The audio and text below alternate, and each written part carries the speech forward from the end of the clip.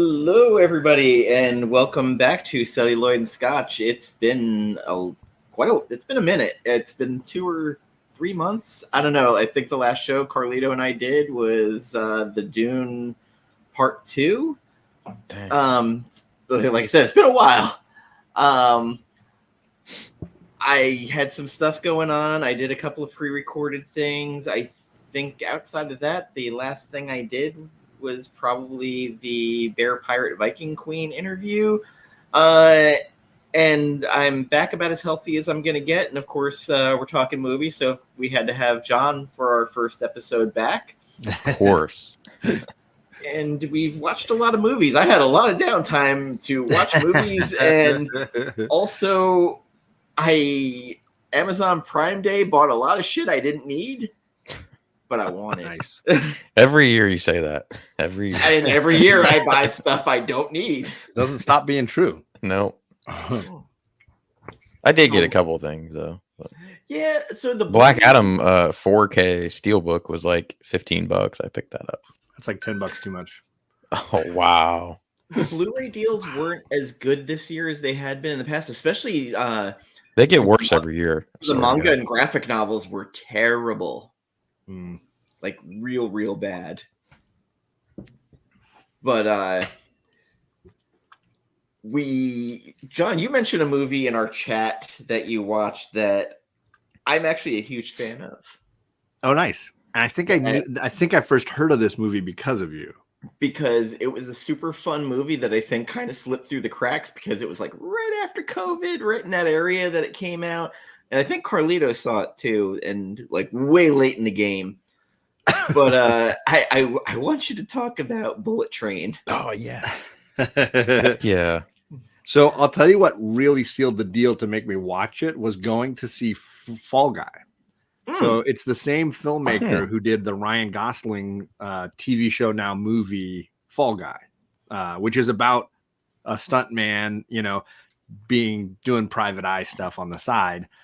And this director is a former stuntman. That's like what he did and how he came up in the biz. He was a stuntman for Brad Pitt. He was a stuntman for Matt Damon. He had a whole stunt team that he worked with. And Bullet Train, I guess, was his first big like budget. Let me show you what I can make. Yeah, fun movie. Same with Fall Guy, kind of fell through the cracks too. I loved Fall Guy. I thought it was a whole lot of fun. I knew the show just kind of like abstractly. I don't have a ton of memory of it, but I knew I could remember moments. The movie was a blast, and now I was like, okay, if this is what he can do, I would love to see this Bullet Train movie that Dan and Carlito had mentioned. So I watched it. It was rip roaring fast. Lots of good little jokes. Real unusual creative action sequences.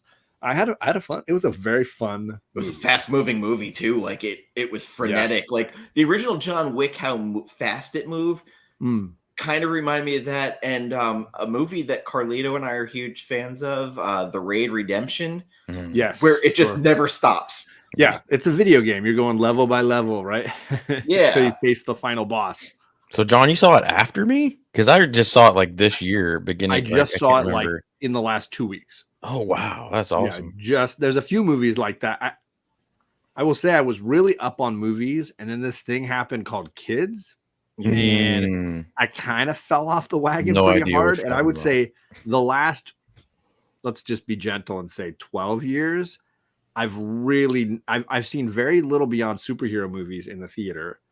And then I'm usually a good 2-3 years behind. So a movie has to maintain enough hype for me to be like, oh, I remember hearing about it. It's free on whatever. I'm going to try that out. You know what I mean?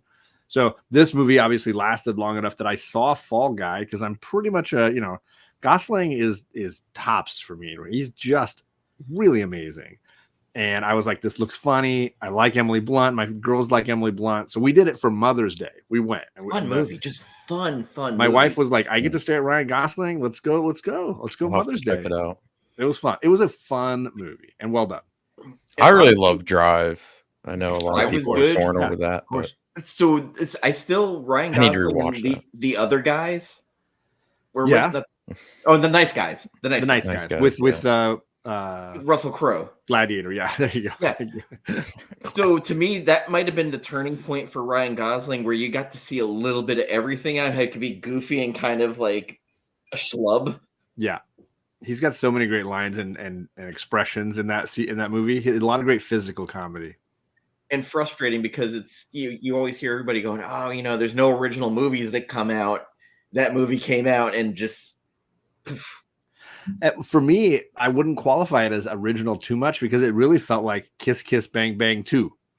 Like it legit. It was another like Shane Black written comedy. Let's throw two guys that don't like each other, but they're stuck together. They're trying to solve a complex crime that's sort of weaving together. One of them is really inept. One of them is really successful at their abilities. So it gave me all the same Val Kilmer Downey Jr. vibes with those two guys. Like it worked the same way. Wait, Shane Black did that? Yes. Yeah. Both movies. Wow. Okay. Nice Guys and Kiss Kiss. I think he gets a lot of crap. Oh, okay. Nice Guys. Yeah. Not the other guys with. No, the other guys. I was confused. Nice Guys is the one with Russell Crowe and Ryan Gosling. But either way, Nice Guys was fun. That might have been my last liked Shane Black movie. I know that he gets a lot of crap for Iron Man 3. But Predator, dude. The Predator. Iron Man 3. I've never seen it. Here's the thing. Don't watch it. I'm happy to say, when it comes to Predator and Alien as franchises, they basically have one or two good movies, and the rest can just go right a stick. I still am a fan. I'm a fanboy of the rest, even though a couple. I'm telling you right now, I tried for the third time rewatching Prometheus. Oof. I'm not a fan. Damon Lindelof fanboy, and that movie sucks. It's gorgeous. There's creepy elements that I wanted. Yeah, it is. And the characters are so awful. Like they're What is the geologist who's like got face tattoos and is just like a punk rock a-hole? Like, how did this guy make NASA's short list to go to outer space on this mission? I think though what's with all the scientists that just want to bang and use flipping curse words, and they're like, these are the best of the best going into outer space, and they have all taking your skills. helmet off and playing with the doctorates. These are intelligent, studied people, and they are all morons. Like all of them. I think besides what you just mentioned there, on paper, that one might have been better than how it was actually completed. I thought the premise was kind of cool. Because if you look at Alien and Aliens, every single character works. Like those guys seem like Marines. The original movie, those guys seem like oil rig guys that are just like for money, male chauvinist jackasses. They're hilarious when they're tearing her down by like ramping up the noise in the machine so they can't hear what she's saying, and they're just being dickheads to her. I buy it. These guys as scientists, not in a million years do I buy a single one of them. It's like what's her name? Christmas Jones. I was just gonna say, what about World Is Not Enough? Christmas Jones. You're basically giving. You might as well just give them giant fake boobs and make it a porno, because that's basically where you are with these characterizations. That's how bad Prometheus is for me. It frustrates me to no end because almost every performance is that paper thin. I didn't like Covenant either, although it was slightly better. But I tried Covenant and didn't even finish it. Covenant was terrible. It felt worse, and I was like, "How do you get worse than Prometheus? Like this is gone off." I liked it better just because there was more of the xenomorph in there. But yeah, I would have liked it. I think Prometheus would have worked if they'd written better characters. I liked the concept. I like what they were going for, and of course, the look of the film is phenomenal. It just constantly cinematography and stuff. The two guys that are like, this place is way too dangerous, I'm getting out of here. They can't make it back to the ship, but everybody else who stays behind, they make it back just fine. What the hell happened there? They got the geologist with all the cool tech that maps the whole building. He got lost. That guy got lost. Got it. Makes total realistic. Sense. Bought it. Yeah, I buy it. And I love Damon Lindelof. It is the second worst thing he wrote after Cowboys and Aliens. And Stringer Bell had sex with Charlize. Yeah. While talking about with Furiosa. Even stills. Yeah. Toby. Comic Doc News John isn't sure about something and Dan knows the answer. I mean, that's He's fair. Not wrong. Yeah. I'm wrong quite a bit. It's been a long day. I don't have a ton of thought in me. But so anyways, back to Gosling and then quick thing about Bullet Train. Yeah, the director of Bullet Train. It signified the thing that I think at this point with Brad Pitt's career, where I like him in ensembles more than I like him as the star. Sure. And all those actors got great things to do, right? They all had funny lines or fun characterizations, and characters would die, and then you'd think they were dead, but they'd come back. And it was like, I loved all of it. And the way they show you the different train cars, and then you kind of travel back through them at different times. It had a Snowpiercer comedy kind of vibe. A little bit, yeah. But it was very fun. So I highly recommend it. And it is streaming right now. I think it's on Netflix or Hulu. But it is streaming. It's on a couple of different streaming services. Yeah, so worth the time. Worth it. And that one dude and Aaron Taylor Johnson, they were awesome. And Aaron Taylor Johnson's in Fall Guy as well, and he's hilarious in that as well. He's the actor that's like doing crazy drugs and is like such a problem, and Gosling is stunt doubling him. Yeah. So he's playing just an obnoxious Hollywood a-hole perfectly. Hey, Lasso. Hey, how you doing, man? Well, I'm here too, Mr. 800. I may have been the one that texted him. 800. Damn. He did. Oh, he's doing like a giveaway, isn't he? Something for that? I don't know. Maybe. Maybe. Yeah. Sorry, I wasn't meaning to go. I'm not going basic on you. I'm not. Is it basic? No. Yeah. It is basic. Yeah. I don't know. Maybe. Yeah. I'm not. I've traveled down that road enough time. It's a great impression. It will come back. Lasso. There's no kids though. It's just John's comics. I'm not trying to do it. I'm not. Nope. You're not going to talk me into it. I'm staying away from that impression. You can't go full Rabisi.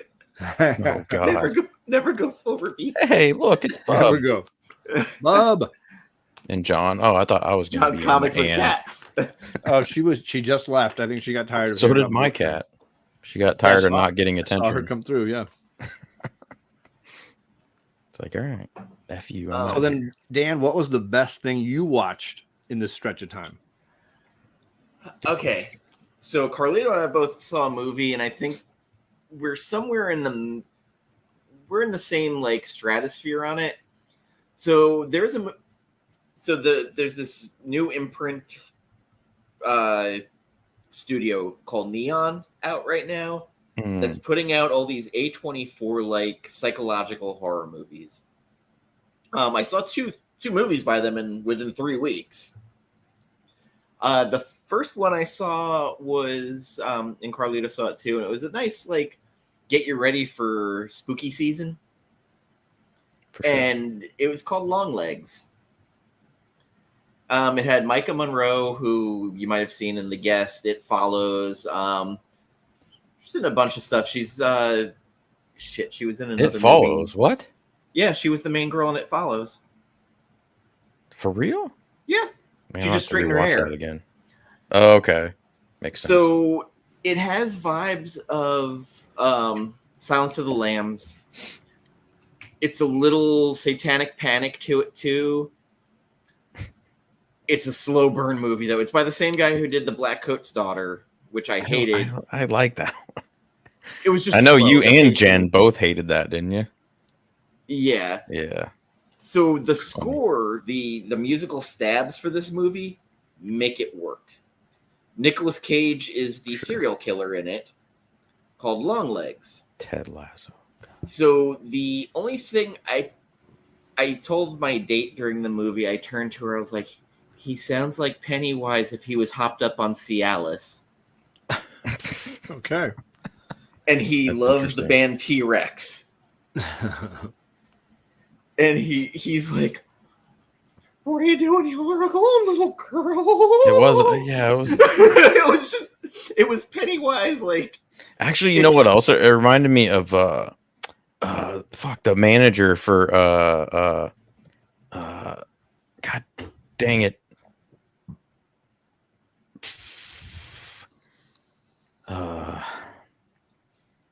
WWE, the white face. McMahon? Paul Bearer. Yes, Paul Bearer. Yes. No. I mean, I don't watch wrestling. I don't know. Oh, I know dude, Vince McMahon just when you did that, like it just reminded me I was so like, much of Vince McMahon? I don't know. And I thought it was kind of like a amalgamation or mixture. A little bit of Zodiac. Mindhunter and the X-Files, which I definitely like. And Micah Monroe's kind of psychic in it. Alicia Witt is in it playing her mother, which I was like, oh, Alicia Witt's old enough to be someone's mother in this. Isn't that crazy? But she's been in like almost everything I've ever liked. Nicolas Cage was born to play this role. Justified. She's never been in a Nolan movie though. No, she was in Dune Part 1 though. By That's true. That is true. The old Dune movie by David Lynch is a little kid. Geez. Come on now. That don't count.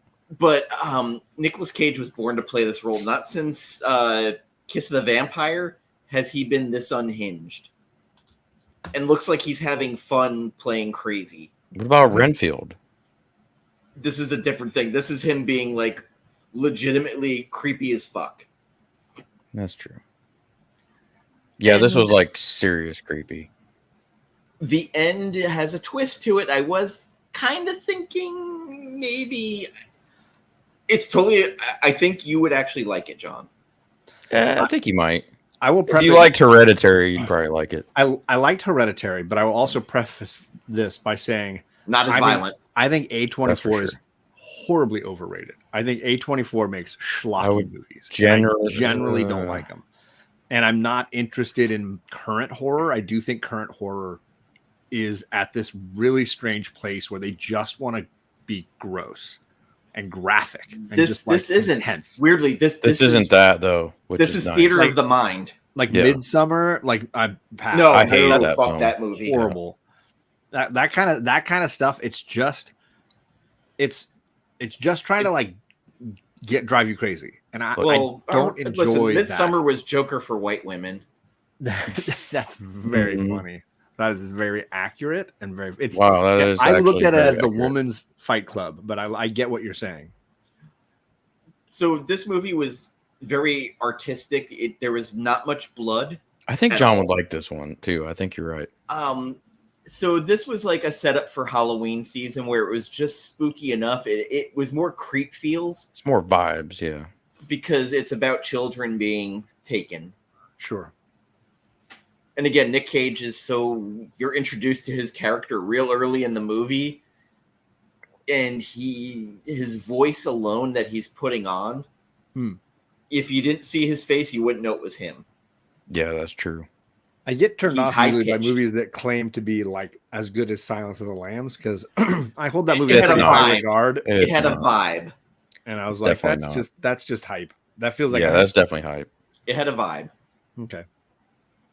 If I were actually, to be honest, if I were gonna go for like a real vibe for it, it would be if Manhunter, the Michael Mann Manhunter, met X-Files. I mean. That feels like hype to me because the acting's on par of like, who is that? Okay, that's not a bad reference. What's the studio again? What did you call it? Neon. They're just this little imprint, and all of a sudden they're putting out all these crazy psychological horror movies. I just watched another one by them 3 weeks later. Which weirdly enough was the same week I watched the actor in it. Dan Stevens was in Abigail, which I hated with a passion. I thought that movie was terrible. And then he was playing a New York cop in it. And then Abigail was fucking horrendous. In Cuckoo, he's playing a German resort owner. I kind of wanted to like Abigail too, but so I watched that for free on YouTube because someone scammed the algorithm and I don't know if it's on there anymore, but holy crap, that thing had like 300,000 views in like 4 days. And I don't know how they didn't take it down yet. It was the full movie for free. Probably some guy in China. Is this the same company though that was doing all those? I can't stand this filmmaker, Yorgos Lanthimos movies. Say what?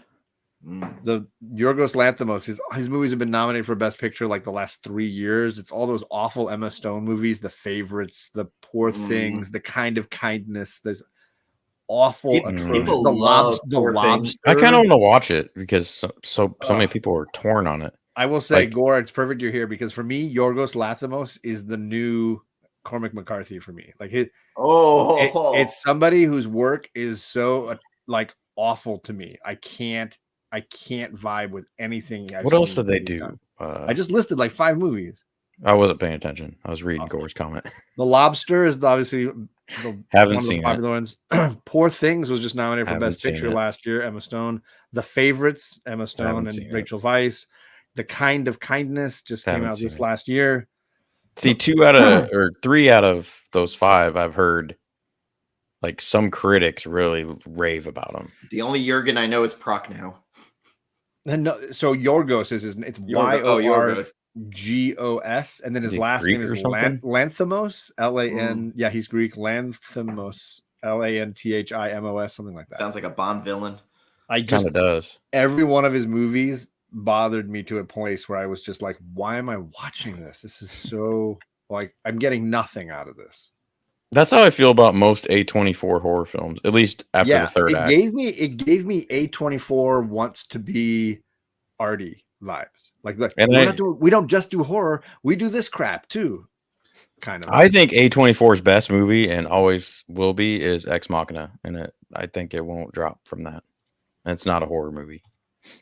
But well, I guess it's kind of sci-fi horror, but I think the last A24 movie I liked was A24, John, me and you are on the same wavelength. It's so overrated in my opinion. It really is. I mean, I'm glad they're making money, and I'm glad that they're making indie films, and I'm glad that somebody out there is doing that kind of stuff. So I'm think The Northman was the last one by them I liked.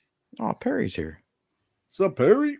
It's not his movie channel, it's the gaming channel. Join his Discord. But the comics channel doesn't even do any comic stuff anymore. No, it doesn't. I think John said that. The comic channel does movies, and the gaming channel does live streams. But Jenna Rollins, she did pass away the other day. What? Classic actress for sure, big time. Oh man, I saw that as a kid too. Perry's here just to be contradictory. Next thing you're gonna say, you loved the movie The Lobster. Perry. I think to me, okay, and I've said this before, people know how I feel, but A24 feels like one of those artsy kids that thinks they're gonna like blow your mind at the end of a story, and it just ends up being Oh, you know what? Iron Claw did slap. That is I do want to see that movie. I haven't seen it. Was that the Channing Tatum? No, it's the one with Zac Efron. It's the wrestling movie. Also, I missed the stream the other night, so salute to the Jabroni. Yeah. Salute. I definitely drank a little too much that night. Ooh, that was a big sniff. Talk to me. What was that one? Oh, Talk to Me was great. That's not A24 though, is it? It was. What's that movie? Talk to Me is was it British or no? It's Australian, and I got in a fight with Simple Simon because he said it was New Zealand or it was whatever they call New Zealanders. I can't remember. Kiwis. Kiwis, yeah. And I go, no, it's fucking Australian. And then like I looked it up, I took a screenshot and I sent it to him later, and I go, don't fuck with my knowledge. He goes like, shit, mate. But what is it about? It's a supernatural movie. It's this hand, and they have a game where the kids shake the hand and they get possessed by a spirit. I remember that. Yeah, so long story short, that hand was the hand of a medium or psychic who used to contact the dead, and then when she died, they like cut it off, and then Carlito got the special edition with the hand, so he now scratches his ass with it. I mean, I always just say, talk to me. If that's the least of things he does with it. Talk to me. Hey, Gore, did A24, and maybe these guys know actually, do Annihilation? Because I like that one. As far as their sci-fi. Well, I know it's the same. It's Alex Garland. I loved Annihilation, and I've rewatched that a couple of times. I need to go back. I was torn the first time, then I watched it again, and I'm like, you know what? I kind of like it a little bit better. Yeah, it's like every Alex Garland movie. Except Dread, or his new one, which I hear is not so good. Was that the Civil War? I was not a fan of Civil War. Carlito didn't like the first one that really bummed me out because I'm a huge Alex Garland fan, but. I've really just seen the two. I've seen the Ex Machina and there's another one he did that I saw. And Annihilation. I didn't see Judge Dredd. I did not see you haven't seen Dredd? It's great. That's I mean, I so like that fantastic. actor. What's his Carl name? Urban. Yeah, Carl Urban's great, but I just something about it. I didn't really like the character or the comics. It just seemed like stupid to me. I wasn't a huge fan of the comics. I like the stuff they did with Predator and Dread and The Batman. concept and gave Dread, me like RoboCop vibes, but it felt less like Mhm. RoboCop and more like RoboCop 3. Dude, John, I think you would love it just from a film perspective. All Like right. I could listen to you and JoJo probably talk about it all day. Annihilation is A24. There. Okay. So there's JoJo actually, I couldn't get that 4K Steelbook in my area because they sold out at Best Buy, and of course JoJo found one and mailed it to me, so that was cool. Pedro Almodovar's Talk to Her. Yeah, I've seen that one. Gore, that's a great movie. The Paper Chase. Ooh, yeah, I think you mentioned that the other day. Mm-hmm. So Carlito, a movie that you've seen recently? Let's hear Carlito. Yeah. I'm gonna have to go to my Instagram because I actually have been on a roll the last month or two. I don't know what I watched. Seeing a lot of shit, but really there was soaking it in. John, for most of the time you were gone, Dan. Like I didn't watch shit. You had 1 month where you were trying to do like a movie. You did the whole Marvel run. Yeah. March, I tried to do a new movie every day for the month, and that lasted like maybe 10 days. That's impressive. But then, in May, I did do the whole MCU rewatch, at least of what I own. And that was cool. That was fun. I just remember before we went on hiatus, you had finally seen The Thing by John Carpenter. Oh, God, I fucking love that movie. And you know what's awesome? A lot of behind the scenes stuff. And actually, they're going to do a anniversary thing or something, commentary with him and whatnot. A documentary. That's what it was. It's out now. It's by the same people who did the 80s horror documentary. Yeah, I want to check that out. But I keep watching videos and going down the rabbit hole of, and I've sent you, I think, a couple things. It's like, what do you think about this? But yeah, that's a great film, man. Yeah. Wilford Brimley, standout performance. That was Jen's highlight. She's like, crazy Wilford Brimley, that diabetes. Yeah. Come on, let me out. I'll be nice. Dude, I love his lazy, like, invite me back out. And then there's the noose in the cabin that he. And it's just floating in the background behind him the whole time. He's trying to be calm. So good. I still think that's John Carpenter's best movie. I struggle to figure out where in that movie he became an alien. Like where it happened. Oh, I gotta send John the video now. Then, like this YouTuber that broke down like his theory. Sure. Like I sent it to Dan, and he never responded. But I'll send it to you and see. I'll take it. Yeah. I think Dan was pretty busy. But what the hell's Krisha? I've never even heard of it. I don't know it. Krisha and man, that movie. Hello. Oh, I never even heard of that movie. I've never heard of it. Got Perry excited. I gotta check it out. He's an A24 fanboy. He's way into it, and I can agree with it. There are like hits among the mass of misses for me, but there's just not enough.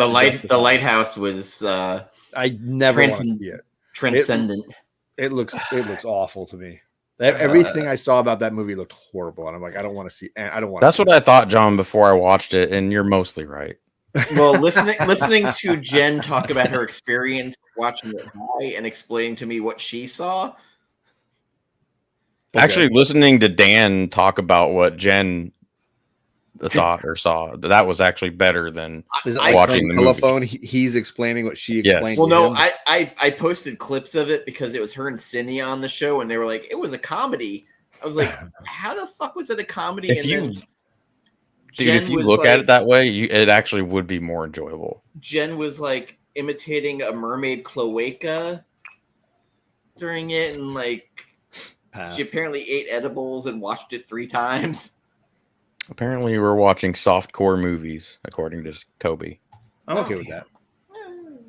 I mean, I watched that Romeo and Juliet movie. That was. I read softcore books. Well, you do like the what's it called? The fairy porn. Yeah, fairy smut.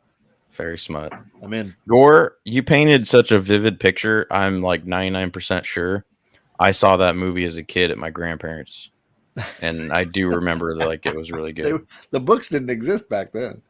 No. He's talking about that French film earlier. Oh, gotcha. Sorry. Yeah, Forbidden Games. Or maybe he's confusing it with that Chris Isaac song, "Wicked Games." Dude, I love that song. I love that song. My wife is a mega Chris Isaac fan. I bought the single.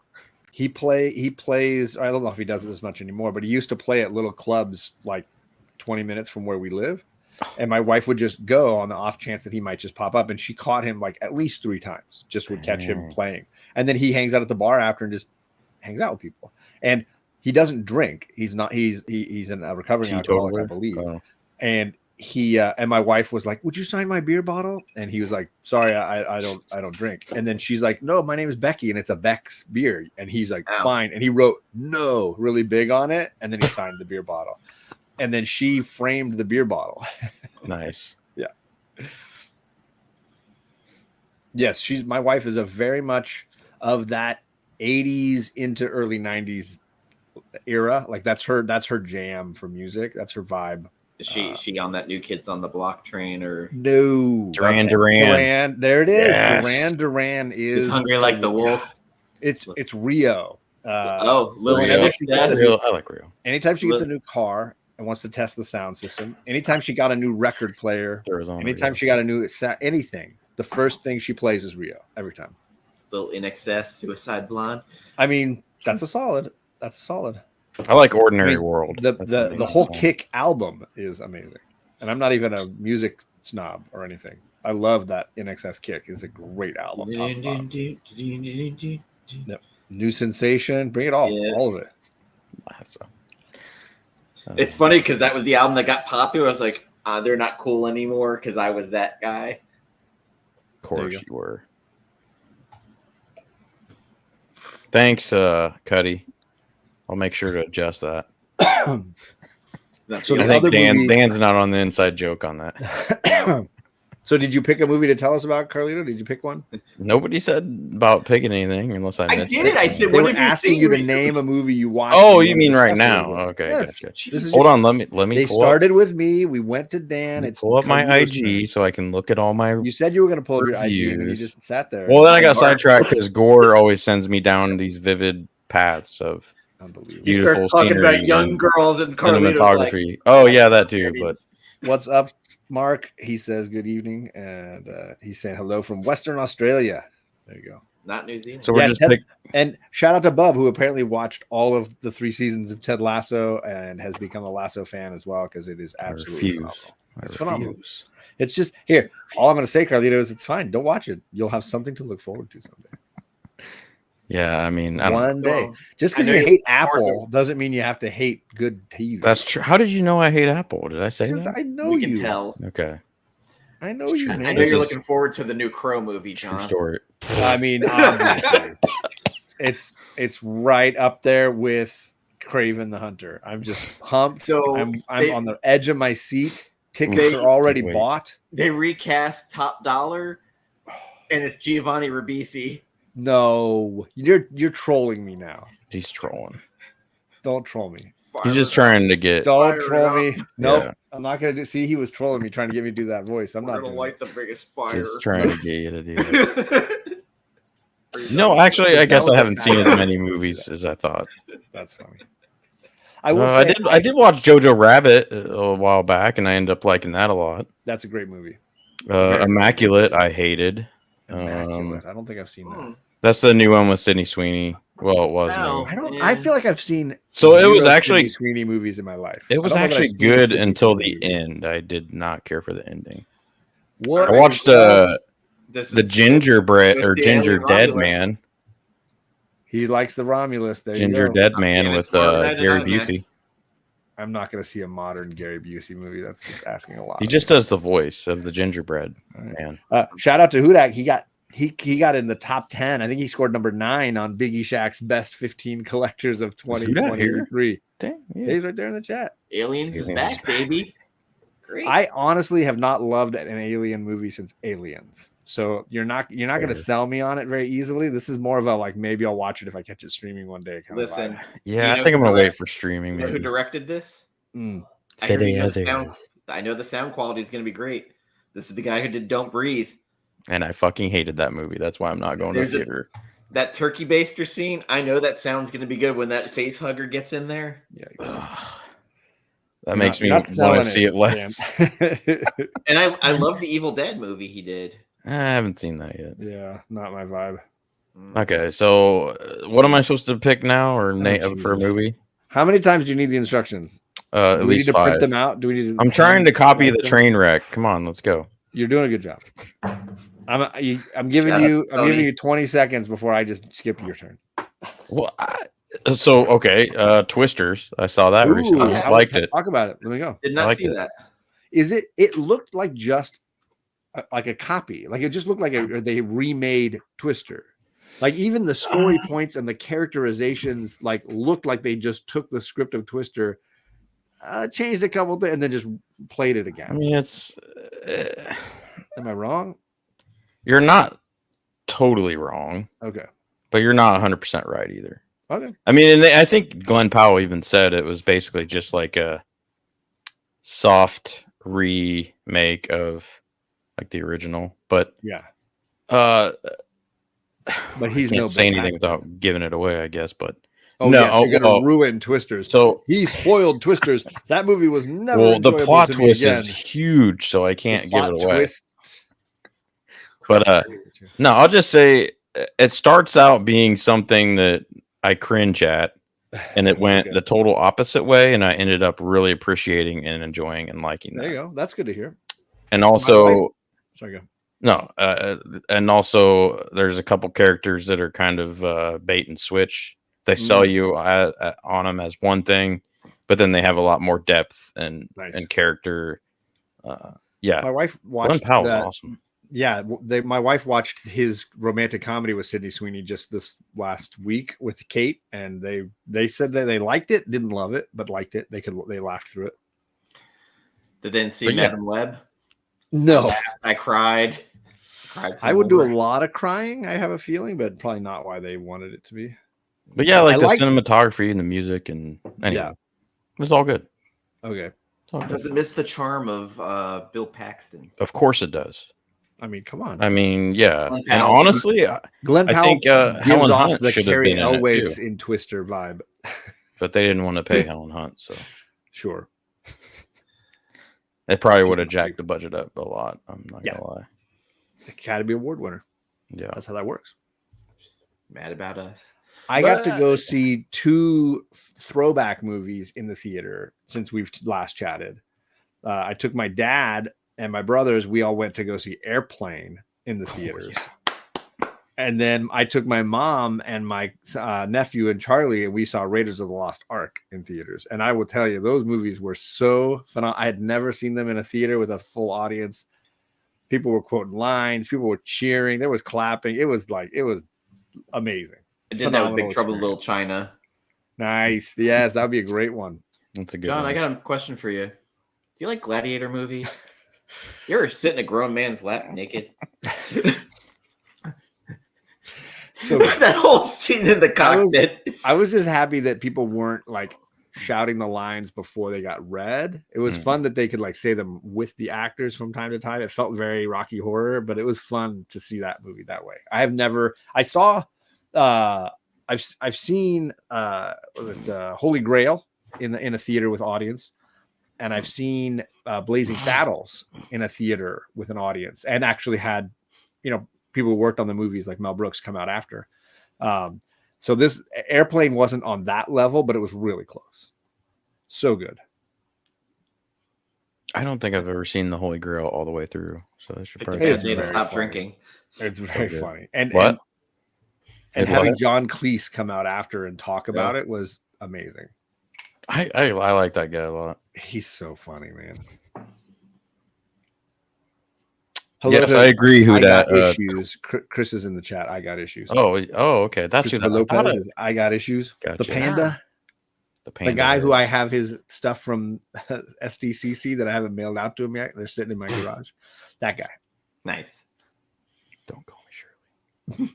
Yeah, who that? I agree. That was a fun theater experience, right? Twisters definitely needs to be seen in theaters for sure. I think he meant Romulus. Well, They're Romulus. I'm not going to assume what he meant. I'm just going to assume what I think he meant. But I'm going to skip both, is what I was going to say. 2001 and Lawrence of Arabia at the theater. Huh. I have not seen 2001 that way. I have seen Arabia, and it was obviously just absolutely incredible. My college used to do an annual widescreen film festival every year, and they would collect and get access to movie prints all year long. And then they would have a week of special screenings where every day they'd have a daytime screening, and every night they'd have a nighttime screening of all these great movies that I had never had a chance to see. And some of them were like not Lawrence of Arabia. They were just like Roxanne, Steve Martin's Roxanne. Like I was like this. I loved seeing that in a theater with a whole audience, and it looked gorgeous.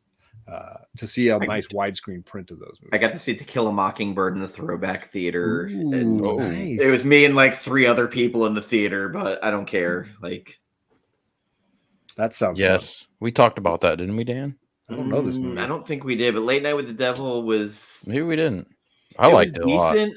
Des Malchian, it's basically his movie. Yeah, that guy. I know that guy. Yeah, he's more of a character actor than anything else. Yeah, he was in The Dark Knight. Yeah, and he was in Suicide Squad. He was Polka Dot Man. Oh God, that's right. Oh yeah, and he writes comics now too. He's got comics he's writing. Actually, his comic hasn't been that bad. The one for Dark Horse. So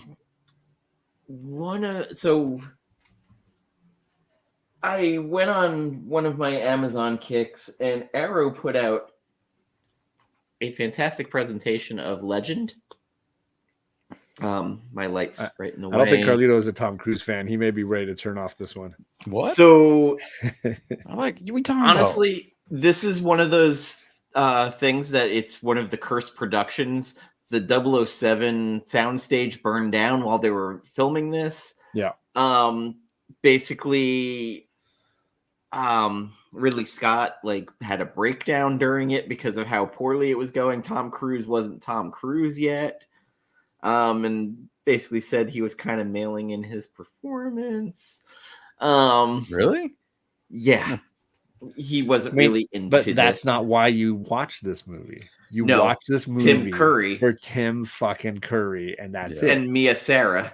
Tim Curry not only is just usually great at everything, he just crushes this performance. Absolutely, literally and figuratively towers over the other actors. He eats the scenery. Oh my God. In a way, not since Anthony Hopkins and Bram Stoker's Dracula has the screen been chewed in this way. It doesn't matter what actor you put with Tim Curry in here with his giant horns. Right. Which was an excruciating makeup process for him. Sure. Also, this is the follow-up of makeup artist, FX supervisor Rob Bottin, following John Carpenter's The Thing. This was his second job. Damn. There you go. I'll have to check it out. I've never seen it. So I will say Arrow Films puts out some of the best extras, and their presentation for their Blu-rays in 4K are amazing. The RoboCop one is fucking incredible, and I got the Starship Troopers one. Nice. The extras are so incredible on them. And the original RoboCop, right? Yes. Not the And I just ordered the Rutger Hauer's The Hitcher coming out from them. Ooh, nice. Which, if people have not seen The Hitcher, so freaking creepy. Rutger Hauer is fucking frightening in this. He's great. But Legend, you cannot find this streaming for free anywhere. No, of course not. I picked this up for $12 during Prime Days. Nice. I think I've got just a regular DVD of it. It's great. So just watch this for Tim Curry because he plays heartbreaking evil. Yeah. And to hear his Pennywise, his Dr. Frankenfurter, and then to see this performance with 100 pounds of makeup on. Yep. He's spectacular. Great pickup. Congrats, man. I like the now playing thing there. Is that so they glow in the dark. I ordered them from Etsy. They have magnetic plates you can switch out. I have one for Marvel Comics. Oh, sweet. They have one that the guy puts out that's just for steelbooks. There's a lot of cool things on Etsy right now. Yeah. So yeah, Legend was a movie. It's not fantastic, It's got flaws, but there's little things in it. And also, if you watch the behind the scenes stuff of how fucked up this whole making of were, there is a guy on YouTube called Oliver Harper who does these amazing breakdowns of 80s action films. Sure. And they're like hour long. He does some of the most spectacular behind the scenes and documentary style making ofs. And it's just a great YouTube channel, and I will shout him out to. I will put on a playlist and let it go for hours. I think I've watched something of his. You might have sent me something before. The dude is great. There's another guy called Leighton Eversole also who does some great stuff. I got to shout him out a little bit because that's cool. There's some creators on there, especially for the film stuff, that the amount of work and editing I know they're putting in. Unless they have their own editor, which, big ups to you. You ought to put Here their comes links Chad. What's in up, the man? video. Put their links in the video. I'll do it after the fact. After, people can just look them up. But I'm envious of people who can edit and do stuff like that and have the patience to do it, especially with the way YouTube right now is like DJ Links going crazy on everything. Perry needs to work on his game. Perry sucks. Perry's amazing. Tessa just hired an editor. Just I was like, I didn't realize she was so big up that she has a hired editor. Oh wow, really? I saw her break her X-Men slab. The other day. Yeah. Bold. Speaking of throwbacks, December 10th anniversary, Interstellar in IMAX. God, I can't wait. I'll be there every day for like 3 weeks straight. Yeah, I'm good. No, but I will be there. Good. I just don't know that there's movies that I feel the need to see 3D or IMAX anymore. Dude, I just Interstellar don't. IMAX. I mean, the last one I saw, I will say I really enjoyed. It was the whichever Mission Impossible has the Burj Khalifa, and that was like fucking wild. Watching that sequence on the IMAX screen was just amazing. But what it was is ultimately what told me that it wasn't for me was Avatar. Like I watched Avatar and they're like, it's made for IMAX and 3D, and I watched it and like, this is horrible. This is off. If this is the peak of the technology. Oh, I thought you were just talking about the movie. But I'm throw it in with smell-o-vision now. This technology. The last IMAX 3D movie I watched was Alita Battle Angel. That was the last one in 3D that they forced me to watch in 3D. I almost went and saw Deadpool and Wolverine in 3D, but then I was like, nah. Because I did hear there were a couple cool scenes. But I don't know. I don't think it would have done anything for me. Yeah, it was the same price as regular. I'm just like, I'll just take regular. What were our thoughts on the movie? I watched Jaws 3D. I've seen 3D. I've seen the bad. I've seen the okay, and I've seen worse. Honestly, I think the last 3D film I saw was I don't know if maybe I went and saw Doctor Strange later. Doctor Strange definitely was 3D, I think. But I can't remember, so I'm gonna say no. But then before that would have been Avatar from the second 2001 the original, the first one, which I was not a fan of. But yeah, it's just not for me. Yeah, see, Chris, I got a headache from watching Avatar in the theater, and then I just was like, Yeah, I learned that the 3D glasses require you to be staring straight ahead where you're going to get. And I don't do that. Maybe I've got some hyperactivity problems where I just don't sit still, but I was tilting my head enough that I would get nauseous. That instantly you lose the graphic of the 3D. It's not sharp anymore. And just tilting your head a little bit and you're like, oh, damn, I'm going to puke. So Blair Witched me. Deadpool Wolverine. Did you get a chance to see it? Yep. Opening weekend with the girls and my wife. Everybody went. Opening night with Gambit, and he was very excited to see his namesake in it. And it was awesome. And the Honda Odyssey fucks. That scene is one of the best. Just watching the two of them tear into each other, I'm dying. It was fun. Like, especially you open the way it opened. Oh, God. That's when I knew it was going to be good, because I'm like, please don't touch Logan. Please don't touch Logan. Please don't touch Logan. And then they do what they do, and I'm like, all right, I'm in. So I enjoyed it more than I liked part 1 or 2. Sure. Yeah, but for me, it's because I'm a bigger Wolvie fan than Deadpool. So I'll go bolder, and I've said this a few times. I think it's the best of the Fox superhero movies. Period. I'd say that Logan and X-Men 2 are probably the 3 best of the Fox movies. I will say Logan. I saw that. I know you're a big Logan fan. I saw that 5 times in the theater, and wow, that's a my level. my eyes were not dry after every watch. They kept getting more watery every time. But that's just because I had Tabasco sauce on my fingers and I touched my eyes, but nothing else. Like I said, it was a fun movie. It was kind of a nice swan song to the whole Fox universe. Absolutely. Which I wasn't expecting. To see some people show up that showed up. Especially the Gambit was, I mean, it's out there everywhere, those memes.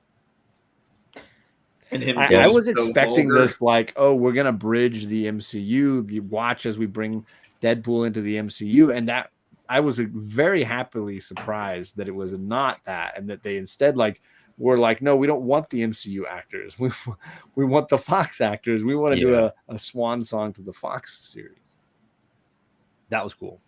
I think it was a nice little roast on some stuff. Certainly they roasted themselves, but I think they were also like very sentimental about that period. And they for sure. Yeah. They were all kind of like trying to embrace one another in that time. And honestly, it was fitting that they ended up having Wesley Snipes because he really started the Marvel Universe, to be honest. Of it all.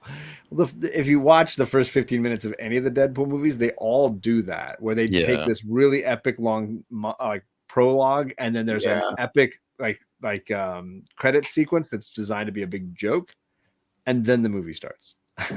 My favorite part is with the costumer who kept grabbing his ass and his balls. Yeah. Oh yeah, Stan Lee would have been in that part had he stood. That's funny. That would have been great. That would have been great. Yeah. Now, I think if you don't like Ryan Reynolds, you're probably not going to like Deadpool Wolverine. Right.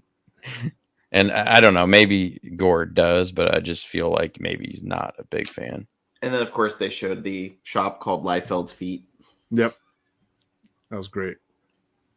And then someone pointed out the other day, which I didn't even notice, but when Nice Pool gets shot up and he's like trying to take him across, he's like, we'll get you, they got medicine and did it over there. They passed right by a medicine store. We have a special guest who just showed up. How did this guy get the link? I don't even know. I don't know. Well, better not. Yeah, Carlito. Suck it, Carlito. I'm out. What is up, Gregory? Bearded. How we doing? Glad to have you, man. What's going on? Yeah, we're just getting ready to talk about Dick Tracy. Listen, I can't make me leave now. No, I had my monthly movie night with some of the fellas, so we'll do Batman Forever instead. All right, that's better than Batman and Robin. So I mean, yes, most things are. Oh, yes. Absolutely, yeah, 100%. Well, we were just sort of doing a speed run through our thoughts on Deadpool and Wolverine. Okay. Hey, Greg, I gotta ask you. It seems like we're all positive in general. Had fun. Cape Crusader, enjoyed it. You positive or negative on it? On Batman Cape Crusader? Yeah. Oh, I loved it. Listen, it's not up to the tier of the early Batman. Everybody keeps comparing them, and it's not fair. It's not fair. But that's like trying to take something that I don't have a good example of it right now, but that's like taking a iconic movie and then saying like the sequel is not as good as this. Like it's good in and of itself. Like, is it worthy? Is really all that matters. It's okay. Right?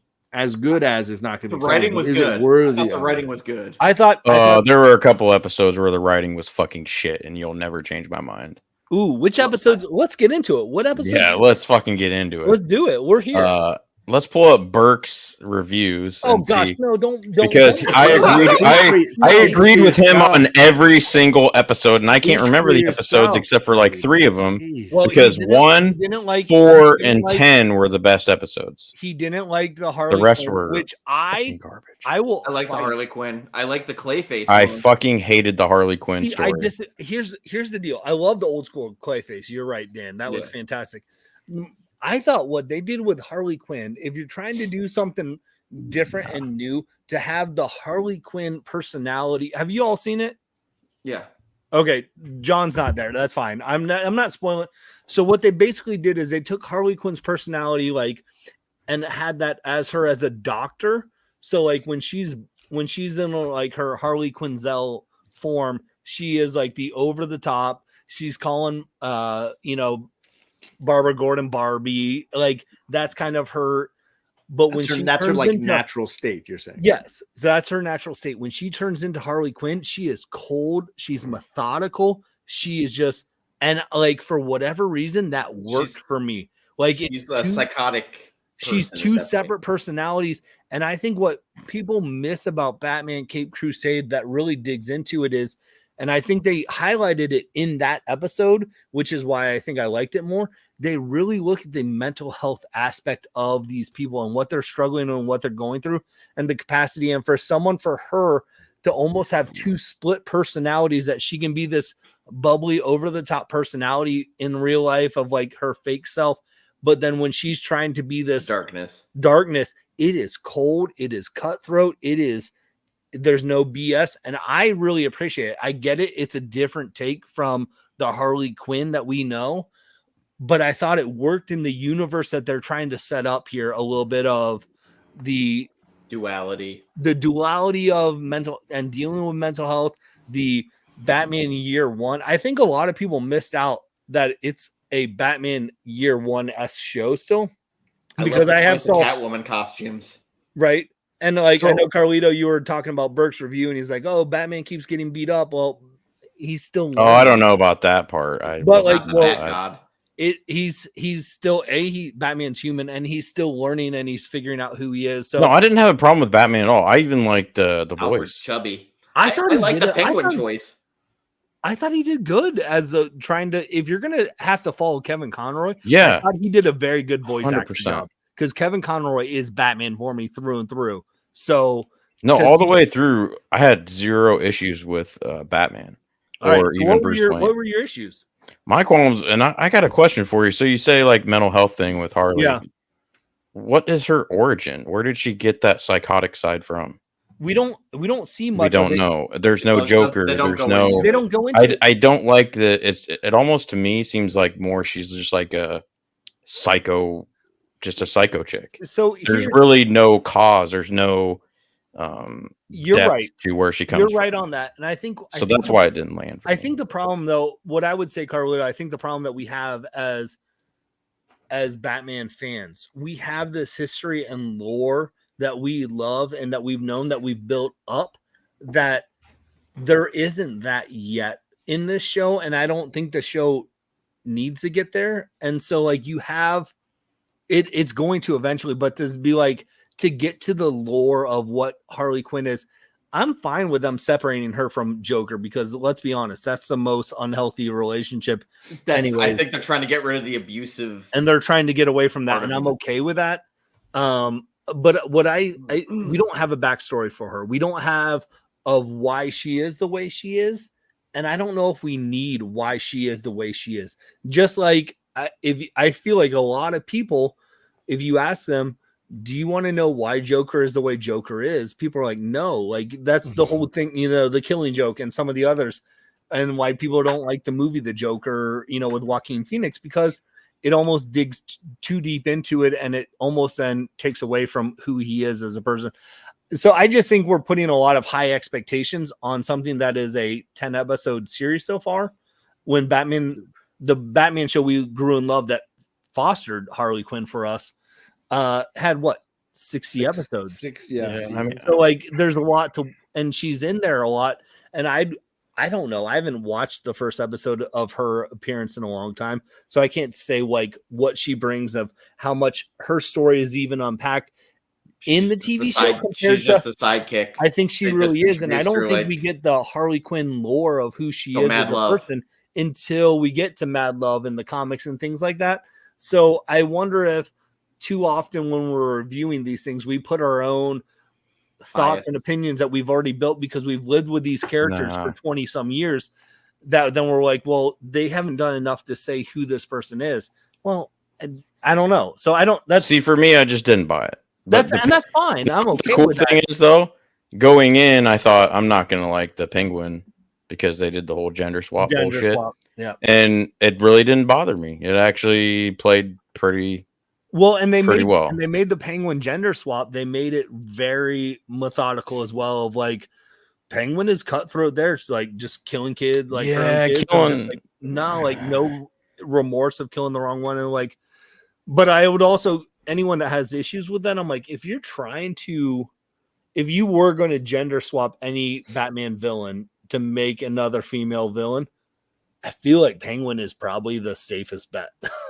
Who else would you do of the male villains? I kind of disagreed. And Clayface, they've done female. Well, they've done Lady Clayface, but if you're fine. trying to build into it, who would you put then, Carlito? Because that'd be. I guess today maybe actually it might be fairly accurate because there are a lot more women CEO kind of that's corporate curmudgeon women out there. But okay. Yeah, so but going in, I'm like, oh man. I get it. But they sold me on that one. But Harley, I just felt nothing on that story. Harley, and so Greg, did you read Dark Prince Charming?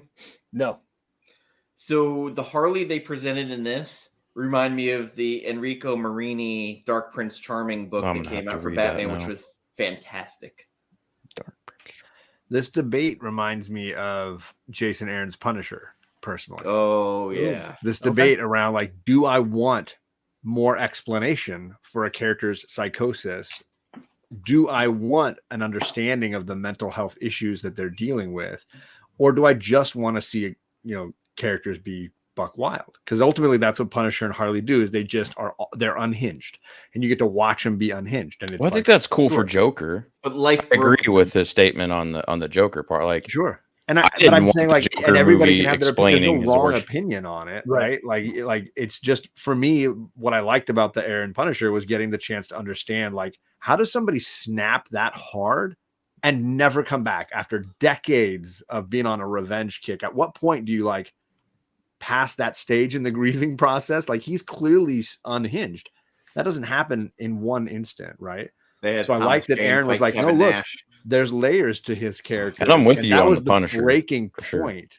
That was the breaking point. And what came after, it makes it. But let's layer in, like, how did he get to the breaking point? Yeah. And it was interesting. He was in Vietnam. They had that one book where the Vietnam with is that Ennis? Yeah. See, that's why for Harley, for me, the breaking point is Joker.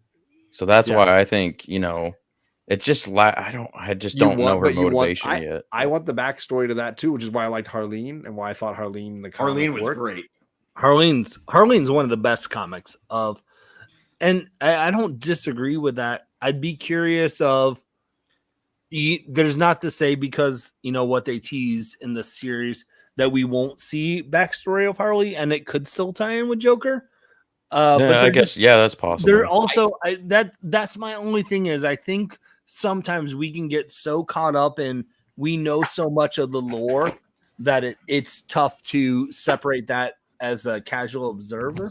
Sure, because I watched the first 6 episodes with a buddy of mine who is not a diehard comic book fan, but was like, oh, Batman's coming, like the cartoon, like let's watch it. And it was interesting to kind of like gauge, because he was kind of looking at me like, who's this? And like, oh, like, wait, what Clayface is? And I'm like, oh, this is the Boris Karloff. Like, this is the original, like the OG. Yeah. Like, I got super nerdy on him. I'm like, oh. I loved it. I loved Clayface. I thought it was awesome. I also love that they onomatopoeia. Yes. So I think DC is learning because the original Batman series, I remember they alluded heavily to the Joker abusing her and kind of showing like her whimpering when he'd like raise back to hit her. So I think this is them trying to get rid of the whole Joker part with her, of the abusive relationship, because there's a lot of young girls who love Harley. And I don't think know that history. Like, they know that she's madly in love, but they don't know the abusive part of it. Or they've only ever known her post-Joker, Birds of Prey, From Harley. Yes. Or the more anti-hero Harley TV show. Yeah, the one that's moved on to her new phase. And how did she get to this place? This new edition. She's been separated from Joker in media since for a decade, 2018 at least, at the minimum. At the minimum, Not that they don't do every once in a while a throwback story where they're together again, but So that'll be interesting to see. I'm really curious of. I know Joker 2 is not in the DC realm, but to see because they've separated Harley so much from Joker, to see now how they're going to portray that in this movie. I don't think I'm gonna like it. I don't know. I'm curious. I'm curious. First off, weren't you a mega Joker fan, Carlito? The first one? What? Yeah. So I there was a point where I only collected like Joker covers. So I just I have hundreds of them in box. No, I mean I know you like the character. I'm saying like, didn't you like the film? Oh, the Joker, film is that's the best film DC's made. So and I just want to like. I can't. Here's what I see Carlito saying. That first film was amazing. That creative team was incredible. That actor's amazing. Bringing all of them back, incredible. You added music. Get the fuck out of here. I'm done with this. And now it's a musical. It feels like throwing a tantrum because they added music. John and I are all about the musicals, so that's what it sounds like to me. Is that you're like, you know what? Added music. Edit you. What if they recreate Newsies? It just ends up being Newsies. Where's the I don't think it's going to be as musical as you say it's the best DC movie, and you're like, I have no faith that they could ever do it again. Now you bring in Joker is going to be the head of the newspaper company here, and they're we're gonna stick to the man. Pulls her hearse to get there, nothing.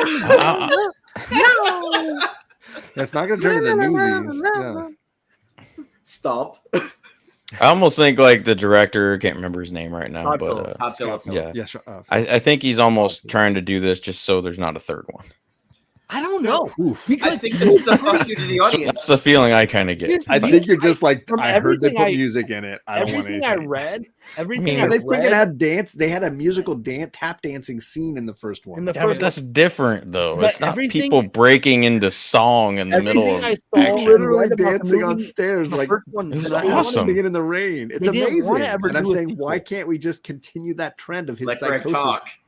They never wanted to do a sequel. If that's the way it goes, I'll like it. Todd Phillips never wanted to do a sequel to this movie. I know he didn't. The fact that it won a best Oscar for actor, best actor Oscar, and it made over $1 billion. They're like, we're gonna make a sequel, and so Todd Phillips is like, how can I do it? And I think what they're doing is, I tend to think like the musical aspect is gonna be very much taking place inside Joker's head. Yes, absolutely. The Arkham Asylum stuff, her head too. I think is going that's cool. Which I think is going to be cool. And I was also one of those. I'm like, I don't know if I need a Joker story without Batman. And then I'm like, I dug that. And so I think Joaquin Phoenix pushed for it to be a musical just to have fun doing it. Maybe.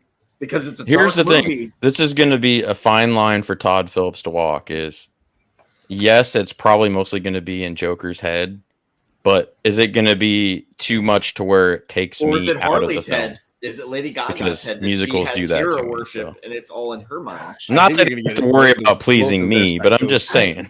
Because I think to Carlito's point, the first film leaned heavily on realism. The failure and the fantasy was just a small portion. And now his concern is that they've inverted that ratio and it'll damage the enjoyment. John nailed it.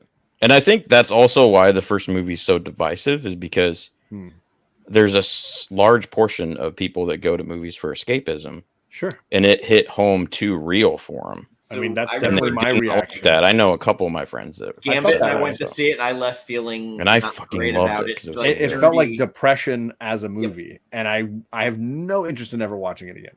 None. I will never need to see it again. It's so beautiful, though, John. Cinematography is Prometheus, and I don't need to see that crap again.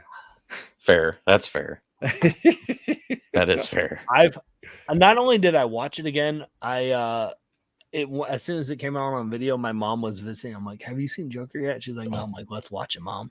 My mom would not like it. My mom would hate that movie. Yeah. My dad She would be would like, throw "Well, it's things too at this dark." TV screen.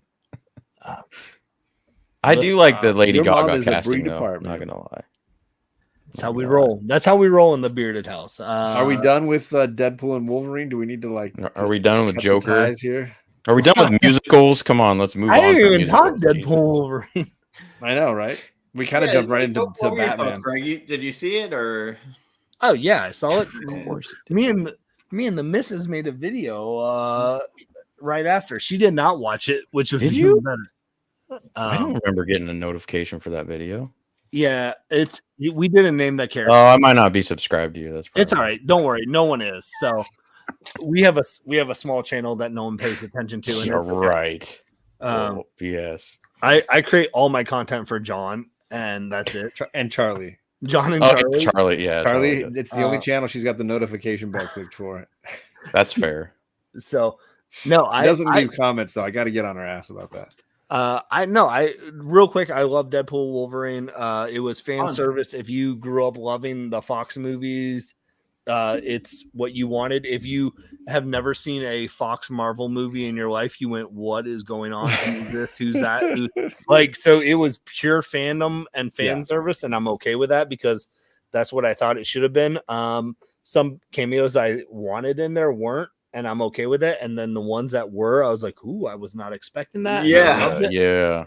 And I think that was the bigger thing for me because I was like, if you would have, did you guys spoil stuff? Like, I don't even. We talked A about little the bit. Channing Tatum. I mean, it's. But if I you- want you talk it's Channing. the- Like, Yeah. the fact that we saw highest Channing grossing Tatum, like, Yeah.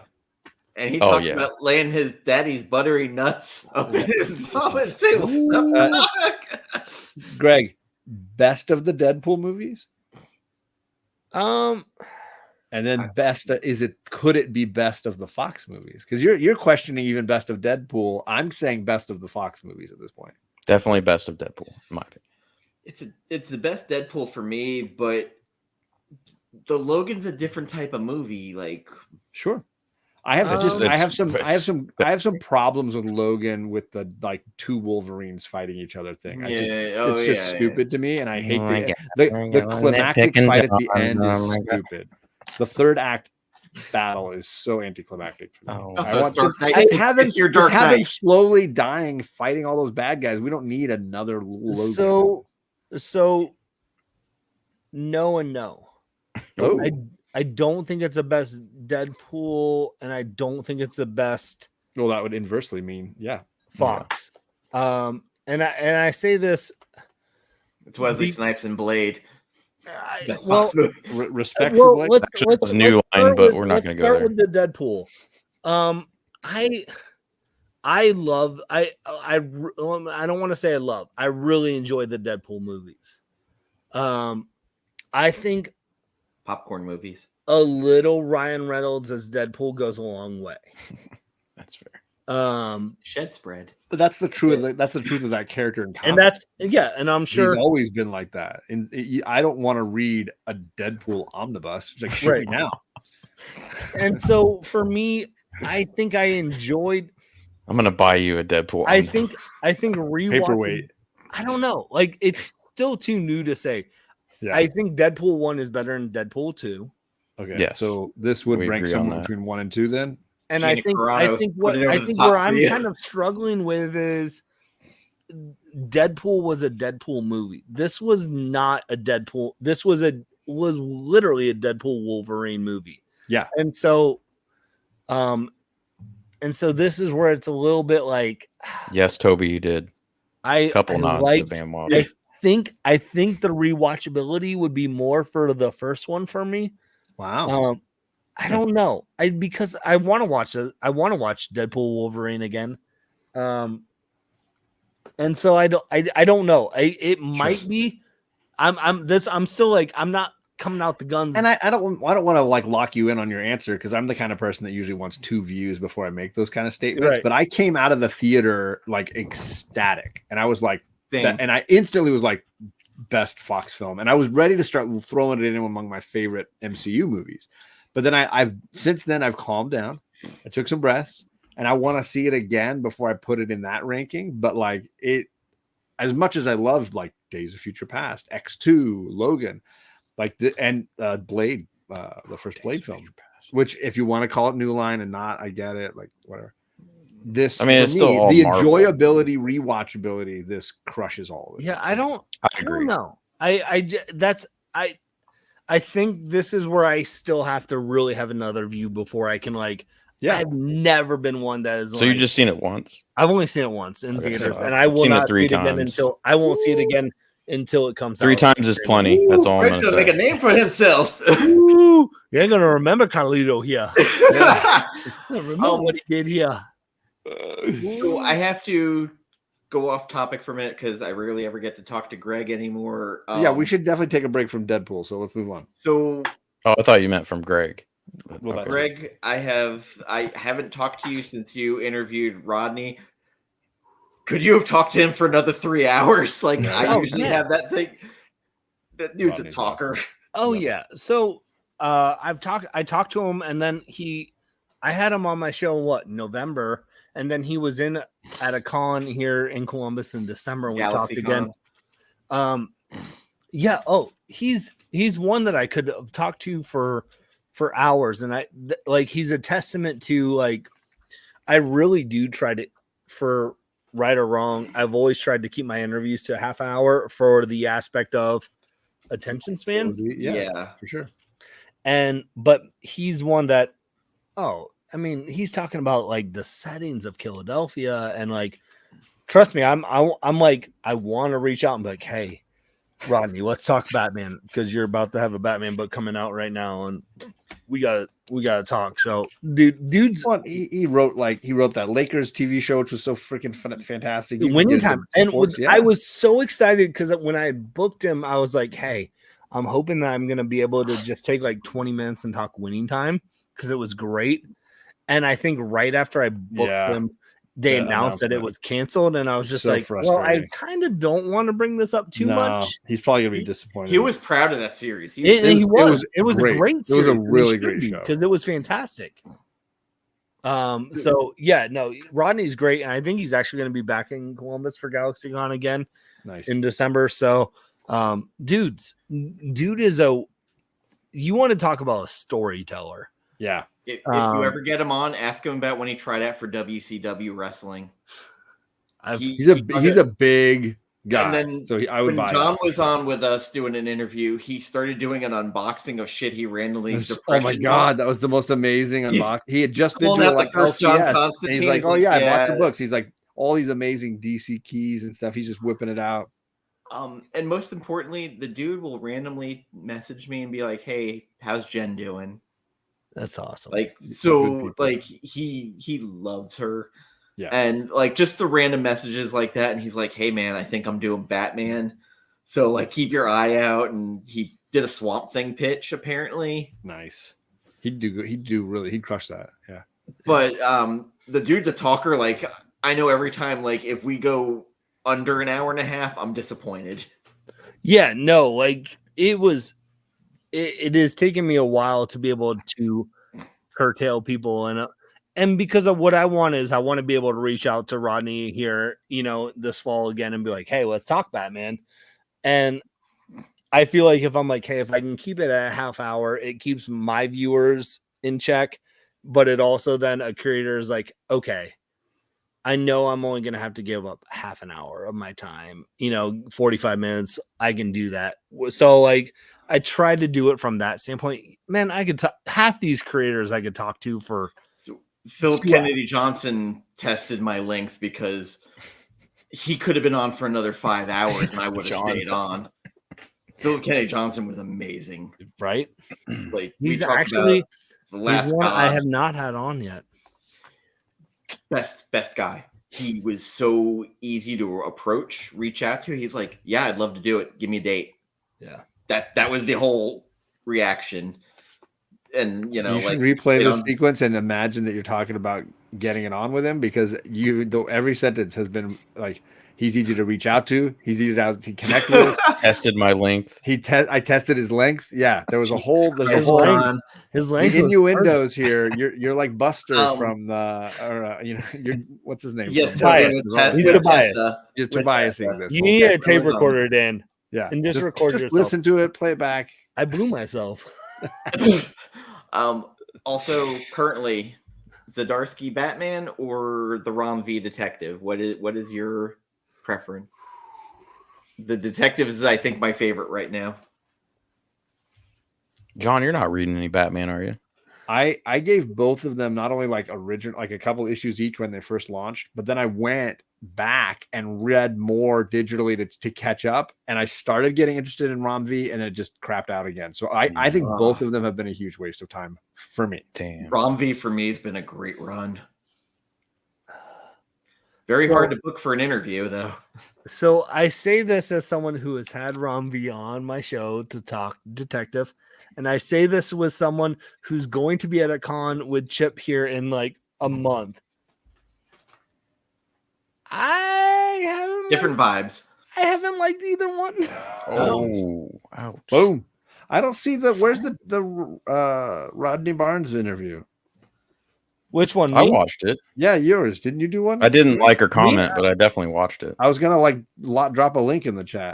Mine was back in November, Okay. October. Well, I'm just I'm gonna not drop It the was link. before Jason. You can drop it, John. It was before Jason Aaron. Oh, okay. Yeah, it was So like if you a go week to my before Jason Aaron. Well, it was like or 2 weeks or something like that. It was close. Yeah, it was like right before. So if you go to my playlist and you do creator interviews, I'll just drop the link to Greg's channel, and you'll be able to find anything you want there. Make sure you're subscribed up. So here's what Rom's doing on Detective Comics. Slow burn. It's a slow burn, and here's the deal: I haven't read what I think I'm 3 or 4 issues behind right now on Detective. It's in my pull box because I haven't been like super stoked to read it. I did not like the failsafe stuff with. I hated it. I do what Chip did though with that whatever issue it was where it was the multiverse Batman. I am all there for it because that's when it lost me completely. With the Jokers. No, when we had the mega issue where the Batman then like found shark repellent and sprayed a space shark, I was like, of course. Yes, I was like, I'm there for it. The problem here's the deal was it's not the Batman I grew up with, and I sound like an old head here where it's like, oh, that's not my Batman, but like he doesn't have his mansion, he doesn't have his butler, he doesn't have his money, and so we've now finally they rectified that here in the Chip Zdarsky run, and now we're in the Absolute Power event, and fine, whatever. I am really looking forward to see what happens with Chip's run now that Bruce has money. Bruce has he's being able to be Batman again. Because I think like I don't need Bruce to be emasculated, Batman to be like, my family's broken. I need Batman doing Detective Batman stuff. I don't need over the top world things. I just need, and I love that annual that they just had 3 issues ago. Not an annual. It was like, I think Batman issue 150. The giant size. Yeah. But it was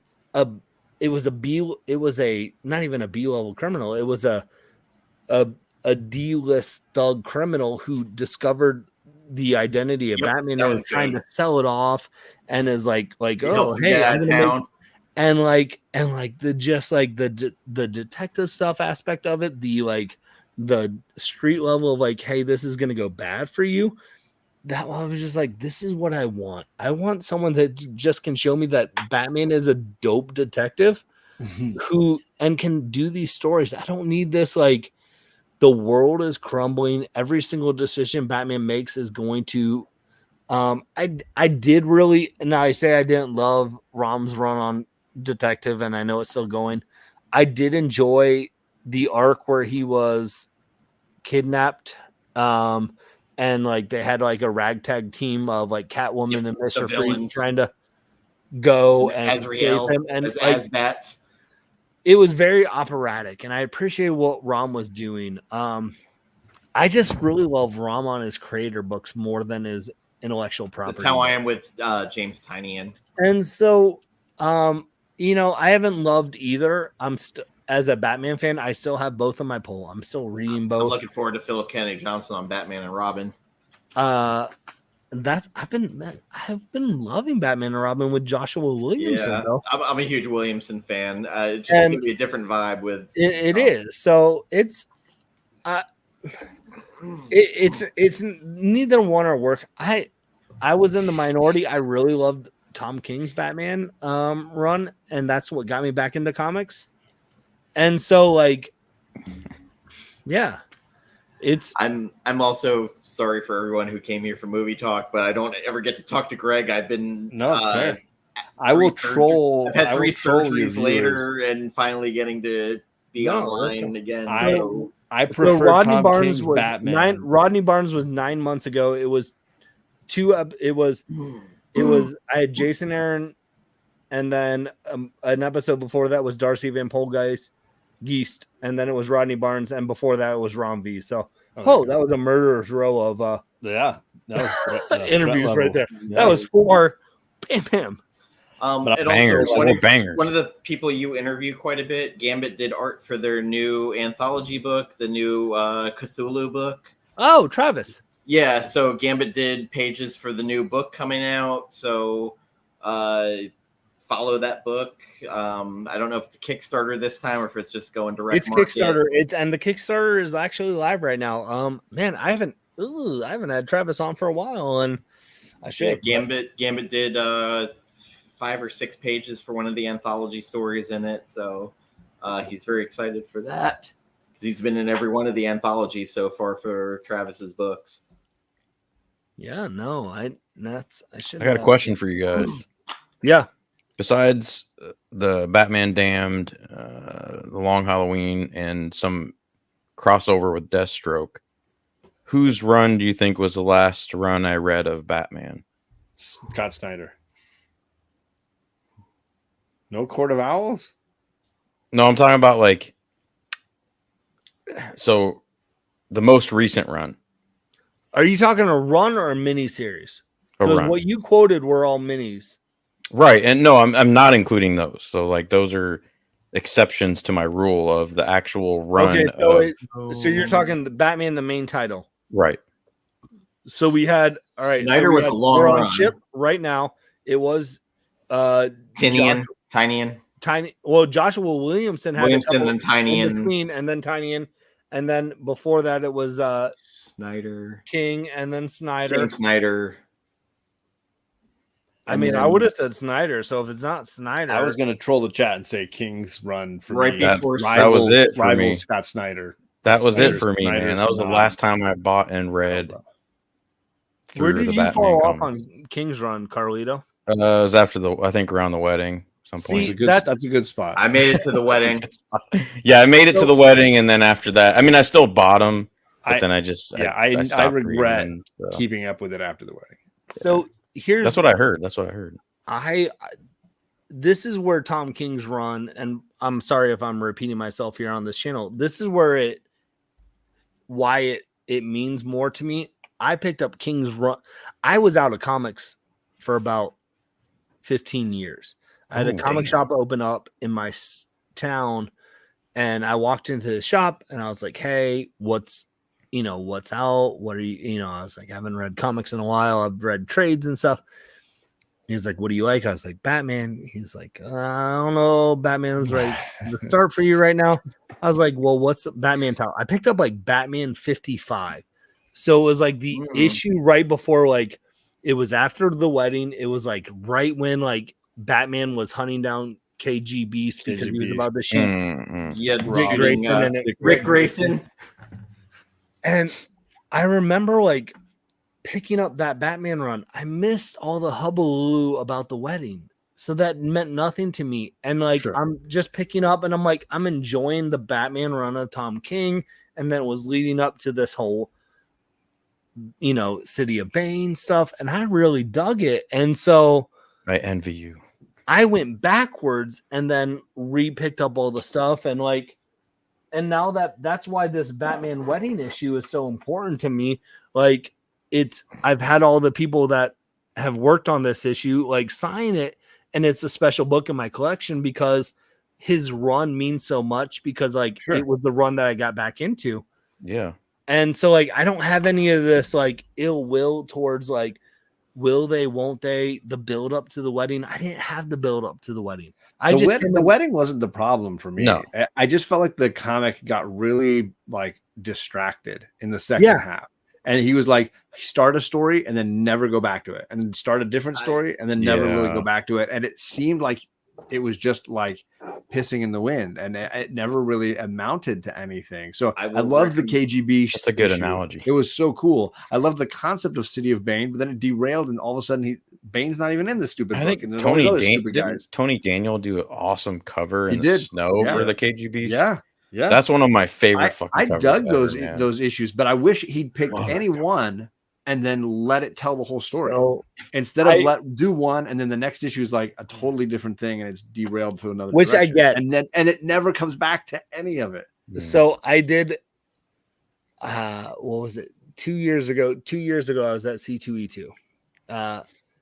Scott Snyder and Tony Daniels were there and they're signing. Scott Snyder's line was out the wazoo. Of course. And I was like, I wanted to get Tony Daniels on that Batman book I just showed you all. And so I walked up to the handler. I'm like, listen, I see this line is like, is this just for Scott Snyder or is it Scott and Tony? Because I'm like, I don't want Scott's signature. I just want Tony's. And they're like, oh, yeah, you can skip the line and go right on up to Tony. And so I'm talking to Tony, and Tony was like, telling me about stuff, and we're talking, and he literally rattled on about like his and Tom King's plans for Batman. And he's like, I wish editorial and Warner Brothers and DC would have let us do what we originally wanted. And they like curtailed us so much. And I was just like, and then he looks at me, he goes, because I'm like, I'm skipping Scott's. I'm talking to Tony. Tony's like, let me tell you. And people then were pissed because they were they were like trying to then like go from Scott's to Tony's line, but now I'm holding up Tony's line. And Tony's like telling me this like idea and plan that he had for that him and Tom had for Batman. And it was a lot better than what we got. I was just like, oh my goodness, this is brilliant. And he's like, yeah, DC editorial wouldn't let us do this. Right. And he goes, and then like a couple months later, I reached out to him like, hey, Tony, I'd love to have you on like to talk just comics and stuff. And he emailed me and he goes, hey, he goes, I appreciate it. Cause he had that book like Edenwood or whatever that he was writing and drawing at the time. Yeah. He's like, I would love to. He goes, I feel like I probably told you stuff I shouldn't have told you even in person at the con. He goes, I will do the exact same thing on camera. He goes, so I don't do interviews for that reason.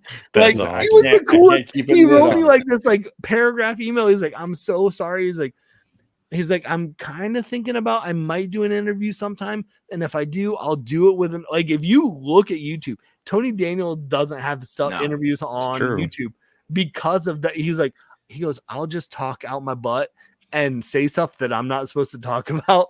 And he goes, the only stuff you'll find is stuff that's done by DC. Yes. With their handlers there. Yes. Right. And so like, I'm still holding out that one day. Cause he's like, I felt like he's kind of like on the edge, like he wants to, but he knows he shouldn't. And so like, I just wait for him to be fully disconnected from like, say DC. So you can be like, all right, I don't even care anymore. That was like when I had Dan Didio on. He was like, I don't care. I'm not connected with DC. Well, Snyder is now, isn't he? Snyder's back. Yeah. Oh, he's back. Because he's doing the All In with Joshua Williamson. Oh, okay. I will say this about Tom King. If you want to read a good Batman book by him or two, Killing Time was fucking great, and then leads right into the Penguin series, which I love, with Rafael de la Torre's art that works perfectly into it. So we've had comic talk now. So Greg, what's a movie you've watched recently besides Deadpool and Wolverine that maybe new, old? Either one, just something you've seen recently that maybe might be new to you. Yeah. New to me, I can't tell you the last movie I saw that's new to me besides that. I haven't been the last movie I saw in the theater was Deadpool Wolverine. Before that, it was Incredibles 2. Before that, it was Migration. So my movie going has been very What about streaming? So my wife and I are watching Dexter right now, so we're not streaming movies. Dexter's awesome. Literally the last movie we saw was Shawshank Redemption. We watched it Sunday night, and then we watched it again Monday night. So I don't care what anybody. My favorite season of Dexter was John Lithgow. But so we're Carlito, are you on the season right now? We are in episode 6, and I've told Stacey, I've said Trinity Killer episode. Season 4 is my favorite episode, or like season of Dexter, and with his son was fucking crazy. Gang, she doesn't even know, and I'm not worried about spoilers because she's not going to watch this. No offense to any of us, but I wouldn't expect if she doesn't watch anything that she does. She would lose points in my book if she watched this. Okay, she doesn't even watch stuff that she does that she's on. Okay, this is like whatever. So, no, I'm excited to see what she thinks. But dude, I get chills you talking about it now because I remember watching. I used to drive weekly to my brother's place to watch it with him and his fiance, later wife, literally every Sunday, dude. Literally last night, he freaking Dexter was in John Lithgow's house, messing with the ashes, and then John Lithgow's just like, "Here's the hammer that you can have for your next build," and it's a murder weapon. It's like, let's go. Sorry, spoiler alert for any Dexter fans here that you haven't watched, but that's like what 14 years. They're ago? not Dexter fans if they haven't gotten that far in the show yet. But maybe we should talk about the reboot coming up. No, don't, because we haven't seen it. There's a prequel coming up. Yeah. And there's now a reboot of the next season. So we're trying to get through because we want to get all that done before we Hollywood, please. Silo before season 2 of Silo, before season 2 of Severance comes out on Apple TV. So do you remember how great cable TV shows were for those couple of years between Dexter, The Wire was on, Sopranos was still on, fucking Carnival was still on, which was underrated. I never watched so many good shows. Yeah, Carnival. It 6 Feet Under. Get into that one. Yeah, 6 Feet Under. Great series. I have all the. Not watched that either. I think you'd like that one. Nurse Jackie was even good. Yeah. Oof. I got bad memory. There was a lot of good shows during that time. But just HBO and Showtime alone, you had so many great shows. So I picked up another one of those weird Amazon purchases that were on sale that I didn't need. You can make a whole show about 4K Steelbook. Oh my god! I need a little show enough. You definitely don't need that. It's fair. It's a great movie. It's so. But in a Steelbook, I mean, I don't know, man. Come on, $15. Oh well, in that case, I did the same thing with Black Adam, so I don't blame you. I also got the Crow 4K, the original Crow, the Steelbook. Okay. Comic Toby going off. Beautiful. Cinema is not dying, Comic Toby. Deadpool and Wolverine just proved that. If you make good stuff, I've seen less people at the theater than I have in a long time lately. And I welcome it, every minute of it. I do until they stop making movies because of that reason. Yeah. You think right. I don't want them to stop, but I love that there's less shenanigan people going. But I think cinema is dying in the sense that like entire genres aren't even in existence anymore. Well, you won't see like small indies in theaters anymore. Yeah, when was the last time you just went and saw a good courtroom drama? But or a thriller. But like, even they don't fucking make these movies. All they make are movies with a number in the title. That's a sad state. Because I don't know. I would argue Talk to Me and Longlegs were. That's why I'm willing to give A24 the free pass, even though I don't like what they make, because I'm like, at least their movies don't have numbers in the title. You go to the theater and they're like, so much of it is like it has to be based on a video game or a book or another movie or a show or whatever. Yeah, franchise. What was the movie that just came out recently? Bike Riders or whatever? Yeah, Oh, I heard good things about that. It's on streaming already. I've heard nothing but great things. It came out like 2 months ago and it's already on streaming. Yeah, No, it's my not girlfriend playing. watched I it. wasn't She loved playing it. but- There was a brilliant TikTok where it was they're like, oh, let's go see a movie, and they literally rattle off every single movie that's out. It's like sequel, prequel. We were just talking about The Nice Guys. That was a movie that, everybody's like, there's not enough original movies. The Fall Guy, like, well, I mean, it's based on a TV show, so I wouldn't. But The Fall Guy should have, Yeah, with Ryan Gosling. it should have done a lot better. Yeah. Should've done way better. 90% of the people didn't know the TV show. Oh yeah, for sure. How dare they not know Lee Majors? Yeah, it's a good question because I kind of want to watch that now. So for me, I do feel already. like cinema is dying in the sense that it's getting this. It's tinier and tinier. I see what you mean. The number of options, and they're all kind of feeling like the same. And studios have like every movie's got to make all their budget back in 2 weeks, or the movie's a failure. And I think it's just a very strict, tight form of what cinema used to be.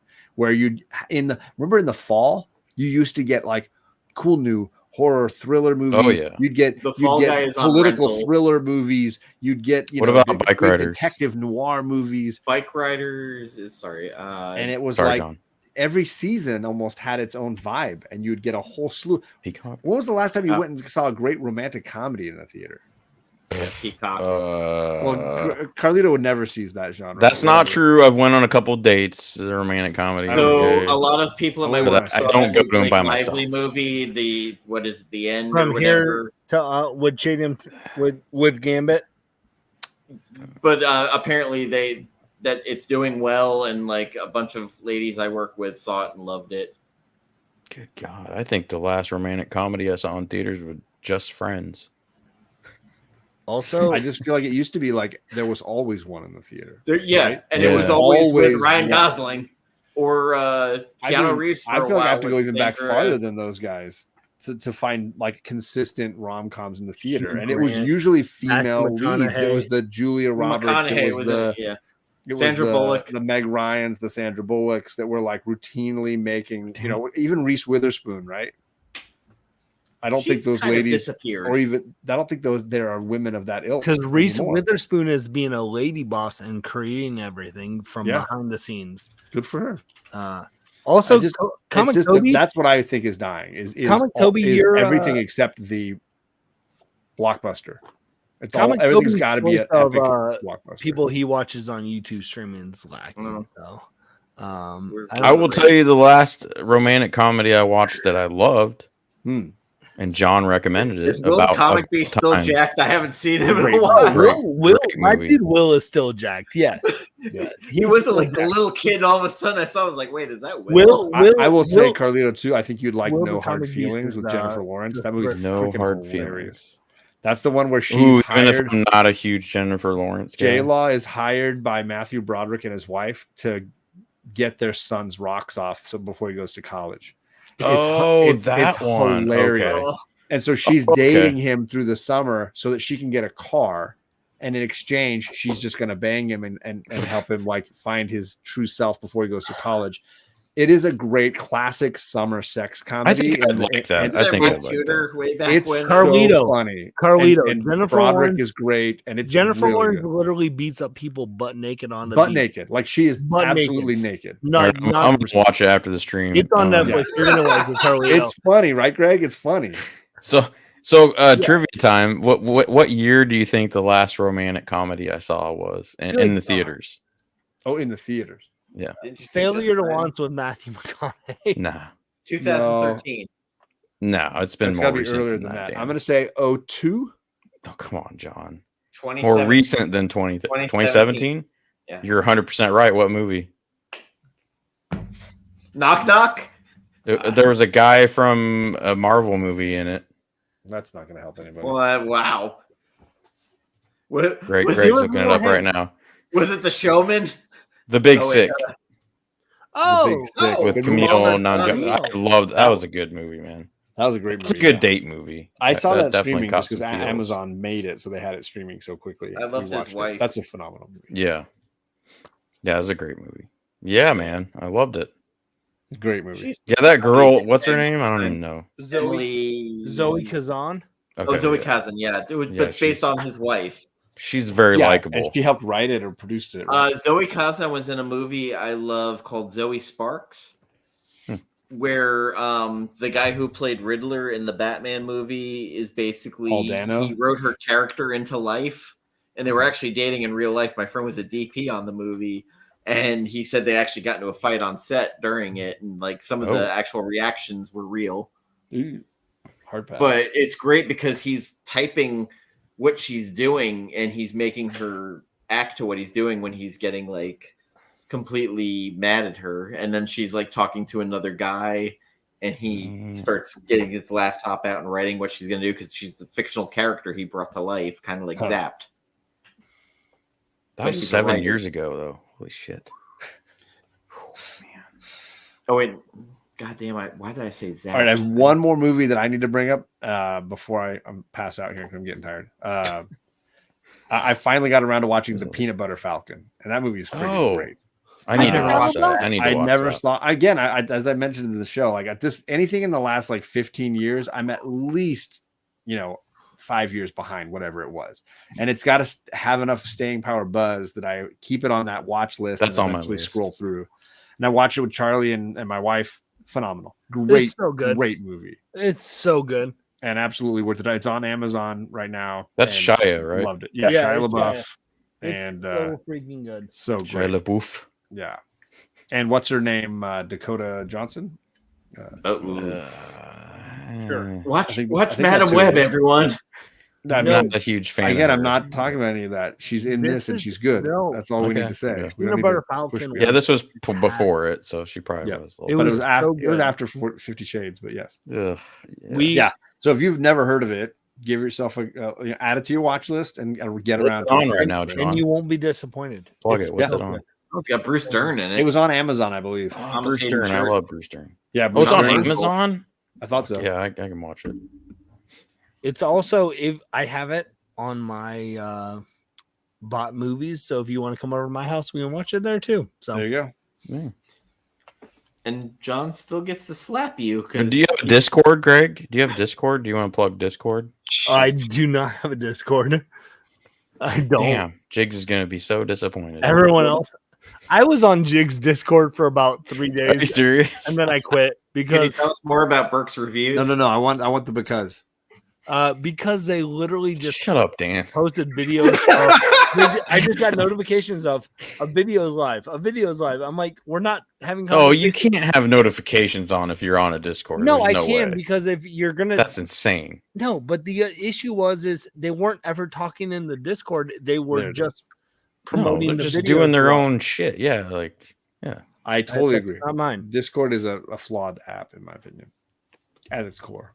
Peanut Butter Falcon is the I want other AOL chat to come back. Can we review Horizon American Saga Chapter 1?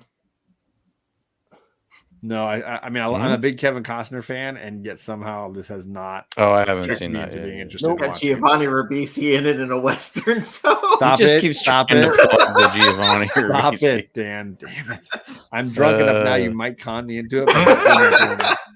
But still not there. No. I really liked him in Gone in 60 Seconds as Nicolas Cage's younger brother. I liked him on really Friends. John, he was on Friends. Do your impersonation. See, that's what he's trying to get me to do. Yeah. That basic Ribisi. It's not happening. I feel like the last time I was literally on a show with you and Dan, you did the impersonation. He did, yeah. You also did the Puff Daddy before all the allegations of his Godzilla song. I did before he came out with being very inappropriate in a hotel hallway. I was with me. No. I actually really love that song as much as the movie kind of. Because Jimmy Page is a beast on the guitar. Led Zeppelin. That was the same episode John unleashed Giovanni Ribisi's bass. It was really a derailment all around. What movie is Fu talking about? He loved that movie. I'm assuming Peanut Butter Falcon. Peanut Butter Falcon. It's a great movie. If you haven't seen it, go watch it. It's fantastic. Yep. Shia LaBeouf, I think, because of all his past, like his movies tend to get shit on like immediately before they. I agree. There's a faction out there, kind of. does that a little bit. He has haters. I did notice that because there's a couple of movies he put out that were actually really good, but because of all the weird shit that came out about him, like everybody immediately is like, oh, fuck it. Yeah. There's a couple of actors like that now. Like I think one that went under the radar too that I love, but I'm biased just because of Tom Hardy and the whole Prohibition Wait, era. Carlito's biased? Lawless. I love Lawless? Lawless. Okay. Great film. Plus, you get a Gary Hardy. Oldman in there, little Gary Oldman. It's pretty nice. Not really Hey, historically accurate, but still pretty cool. I'm still like mad that one Halloween remake didn't get made that was going to have Gary Oldman as Dr. Loomis because I think that to would have reciting those lines. That would have been awesome. All that more Oldman. That would have been good. Probably the best thing he'd done since Leon, the Professional. So before we finish off, what is one movie you think people should watch if they haven't? John, go first before you pass out. Fucking hell. I think I've done that all night. Now I've got to come up with another one.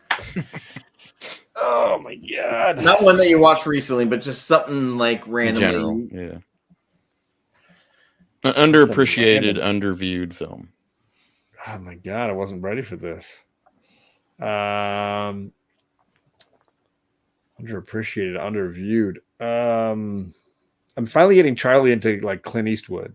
We've tried we're I think 2 films into the Man with No Name trilogy. Getting into those, and I Josie remember, Wales? and I haven't seen it in a while, but I mean, those are all like iconic. I feel like the one that nobody ever wants to talk about is the Kevin Costner one he did, A Perfect World. Perfect World. Oh I my love God. that movie. I've brought that up like World's at least great. 4 or 5 times on the show. It's at a least 4 or great 5. little movie, and I think Underrated. it's heart. Wasn't that his heart-wrenching, first powerful one that he directed too? Oh I no, believe? no, he did Play Misty for me way back. In Okay. the early Oh, Play 70s. Misty for me was fucking creepy That's as true. fuck. Yeah, That was his okay. original movie, and then he did several before. After that, Probably his he's always first kind of critically done them, but acclaimed one. but then Perfect World was I think right after So Unforgiven. under it the might have been the radar, one he did man. right. I think it was kind of like he did God. Unforgiven, and then Perfect World was such a misfire with people. It didn't work as well. I don't think understand. people wanted to see Costner that way. Oh, And I don't think okay. Laura Dern was really well cast. I think she's the weakest part for me. But I think the movie is phenomenal. Or not phenomenal. Let's not get crazy. There's But just really, a lot of really little good. interesting human stories in there, I think. And it's just it's beautifully done, and it gets me in the stomach every time. Oh yeah, man, that's a So great. there you go. There's an odd one that nobody kind of talks about. Great pick. No. Well, I was gonna pick View to a Kill. Great one. Charlie's tried to get through all the Bond films. Great and Duran Duran. And Oh she yeah, is I mean that's not- a decent song. She's been willing to go along with pretty much any actor as Bond except Roger Moore can go eat a bag of dicks for Charlie. Like she's just not having So it. actually, Roger for me- Moore is trash. You know Bond. what? I knew Charlie had good taste because as much as hates him. everybody respects him, he was not really Yeah. my Bond. So Team America, I revisited after over 12 years. is this what you're recommending? Yes, because Fuck I haven't watched it in a while. America. It made me laugh hysterically. Man, the puppet sex scene alone, it's worth the price. Whatever you're paying. Oh, is it the 4K? Did you say that's the Yes, 4K? it's Wow. 4K. Fucking I don't know God. that I need Was that that scene another in Amazon 4K. purchase? Yeah. Yes, it was. So it also Excellent. it has the great Pearl Harbor song. Pearl Harbor sucked, but not as much as Ben Affleck. They do the Matt Damon in that, right? No, Matt yes. Damon. And also the Kim Jong Un. Oh yeah, and no, it's Kim Jong Il back then. So Rory. I also in 4K because I didn't need it. God, I haven't seen that yet. I should probably check that out. bigger, classic. longer, and uncut. In Canada. I bought a lot. So when that came out, my fiance was from Canada, from Toronto, and we were in the theater, and my friends kept singing "Blame Canada," and I have a bad night afterwards. I'm still Very, waiting for very bad. Letterkenny to come out on all the seasons so I can buy it. Great show. Greg All going right. through his collection. Greg went and to go get something for this. I want to hear Greg's pick. Yeah. Nothing. He still has nothing. Wow. Nothing? You know what? I'm gonna go get my pick. I came up with a really good one on the fly. I'm just gonna say, like, I didn't have any prep time. John, that was amazing. I know. I thought I did well. I'm still trying to get Charlie into Eastwood movies. She's just getting she hasn't done a ton of Westerns. I think that's the hard part. And a lot of his early stuff was Western. Don't have her watch any of the, oh God, what the fuck were those movies with Charles Bronson? Death Wish? Death Wish, because there's the one where the guy gets beat to death with a dildo. Oh, there's a ton of stuff in those movies. I don't even think I've seen all of those Death Wish movies. Not my jam. I've never been a Bronson fan. Although I like maybe those and Magnificent Seven. Oh, they're coming out with the Seven Samurai on Criterion the next week. I have the DVD version of the Criterion for that. Dan, you don't need it, Paper Dan. Moon. You don't need it, Dan. You don't need it. Seven Samurai. I don't have any of the Kurosawas. Oh, you don't? No. All right, I've got 4 minutes left. Hurry up, Greg. Why do I go? Carlito, you haven't gone. Greg, you're next. You haven't gone? Yeah, but I want you to go first. You're more important than me. I don't have any. It's the Dark All Knight. right. C goes before G. So I'm going to go with this gem. It's called Dinner Rush. Oh. I think I remember It's like this. BC movie. Underrated. I think I was working in the video store when that It's came actually out. on Amazon right now too. It hasn't been on Isn't streaming there a whole like thing years. with like veal? Isn't there a whole thing with like veal in that movie? Like at the restaurant? I feel like there's something. I don't know about that, but I'm gonna recommend great the menu. actor, Aiello. The menu. yeah, Aiello's awesome. I love that. Yeah. That was really. It looked good. like a weird movie about cannibalism that was like A24 adjacent or something. A little bit. Anne Hathaway was awesome in it. All right. I love Anne Hathaway Catwoman. I'm just gonna Greg throw that muted out himself. There you go. I don't need that. Yeah. No, I pulled my mic and it unmuted. So Unleash the Michael? Kraken. Yeah. I don't know. I'm gonna have to lean in because I did unmute myself with my mic. Let's go. Hey, Kev. I know Greg's gonna have a good one. He always does. I don't. Yeah, Toby. Dinner Rush is softcore for sure. Ooh, I like this one already. I think I like it too. I'm gonna go. I haven't seen that. I haven't seen it. Great movie. I thought he grabbed Boys in the Hood at first. I was like, yeah. No, I knew exactly what it was. It's a great movie. It's really cool. Ethan Hawke. I think Richard Linklater, phenomenal filmmaker that Gore and I both is, love. but what they did is they literally shot this over 12 years. And the boy is, grows up throughout the movie, and they had his parents, Ethan Hawke's one of the parents. I think this is just an underrated movie. Wow. It's so cool to see like something that had that much of a process to go through. So, and it has a dope song from Family of the Year that was our wedding song. So it works out really well. Yeah, that's almost as cool a process as Christopher Nolan does for his movies. So, did he do one over 12 years with the kid that grew up? He wrote one for like 18 years, but No, Yeah, he was but Stellar Stellar Killer Killer 12 Did years. he shoot it for 18 years? No? Oh, no, I don't think he did. Okay, cool. I will legitimately say, as much as I can enjoy Christopher Nolan, nobody does more interesting experimental things than Richard Linklater. It's just a fact. Like you look at what he did with the Before trilogy. You look what he did with Waking Memento. Life. The guy. What? Memento, You look at what Prestige. he's done as far as an indie filmmaker trying to push the envelope. I think he's really been one of the guys at the front line of current modern indies. So he's like I don't know. He's like a C to Nolan's A. Listen, So Carlito, do you look at the chat? Gore said excellent film. That's all you need to know. he's talking about Nolan's film. No, he literally says, "Boy, Brilliant excellent achievement." film." That's exactly what he's talking about. I'm giving you 1 minute, Dan. and Gore might cut that, or Carlito might cut that down. I don't know. We'll see. Thank you, everybody who joined us tonight for the last 2 hours. It was great being back and streaming and feeling a little bit healthy again. Yeah, happy to hear you feeling better. Buddy. Yes, been a while. And to see as many people here in the chat of our friends, it's always great. And Greg, thank you for stopping in. It was a pleasant surprise. I don't know about pleasant, but we're not going to go there. It was a pleasant surprise. It's been a while.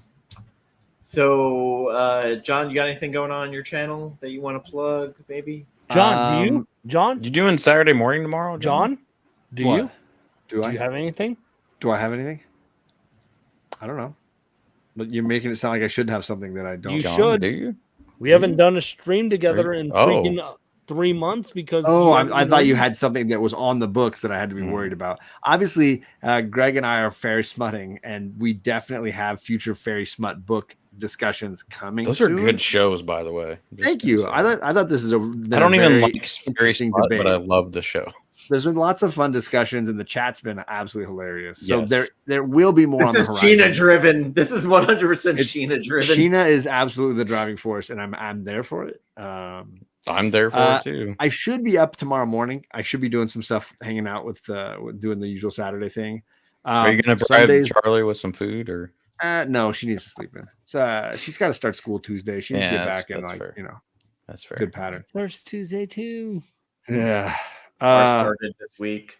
I know that next week I am on with I'm doing the 10-1-1. Actually, it's a movie. It's a movie edition of the 10-1-1 over on Gary B, the Casual Comic Guy's YouTube channel. Editions?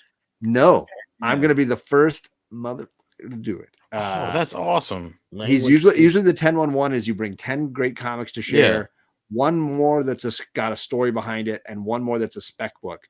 I'm going to do all Blu-ray DVD edition of the 10-1-1. I'm going to bring 10 movies that I think you should check out that maybe you're not. I'm going to try to do movies that maybe you haven't heard of.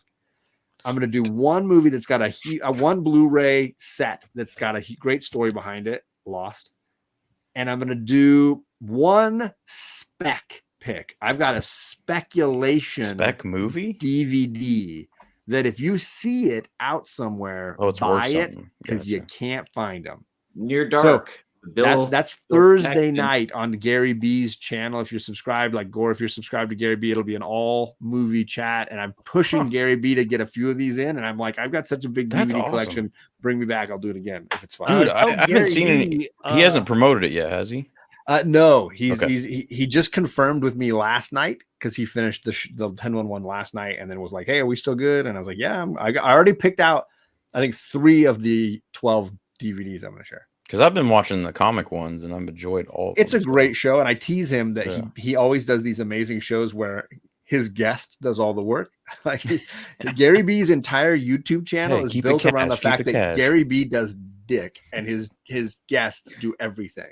It's true. They bring all the stuff. That's kind of like me on Dane's channel, though. I mean, it's a phenomenal mold if you can fall into it. If you can somehow, fall backwards into success like that, where your guest does all the work, you just have to book people.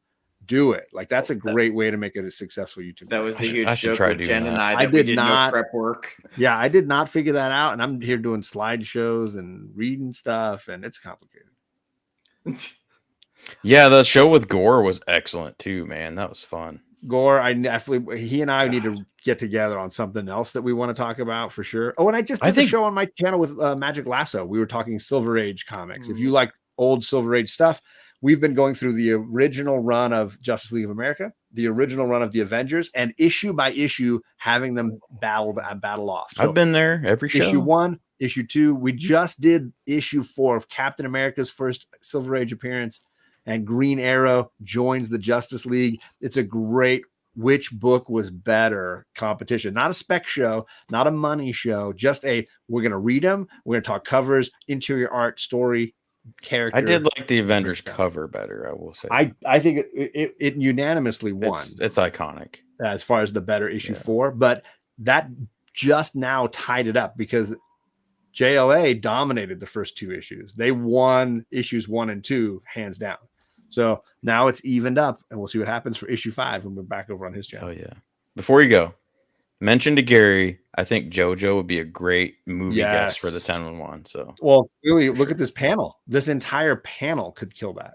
Okay, Greg, Dan, you, yes, but yeah. Not me. Well, you got like you don't have a crazy collection of steelbooks. I'll just bring like 10 Christopher Nolan movies, you know, and one spec Nolan movie. Story behind all of them. Yeah. Story behind all. Yeah. But it'll be a fun time though. Yeah. I don't ever want to be on a stream with Gore ever again because I sit there and listen and I don't do too much. Right. Chaos can suck a dick. I mean, yeah, chaos can suck a dick. Chaos. Yeah. Is anybody actually taking his opinion to me? He's being contrarian.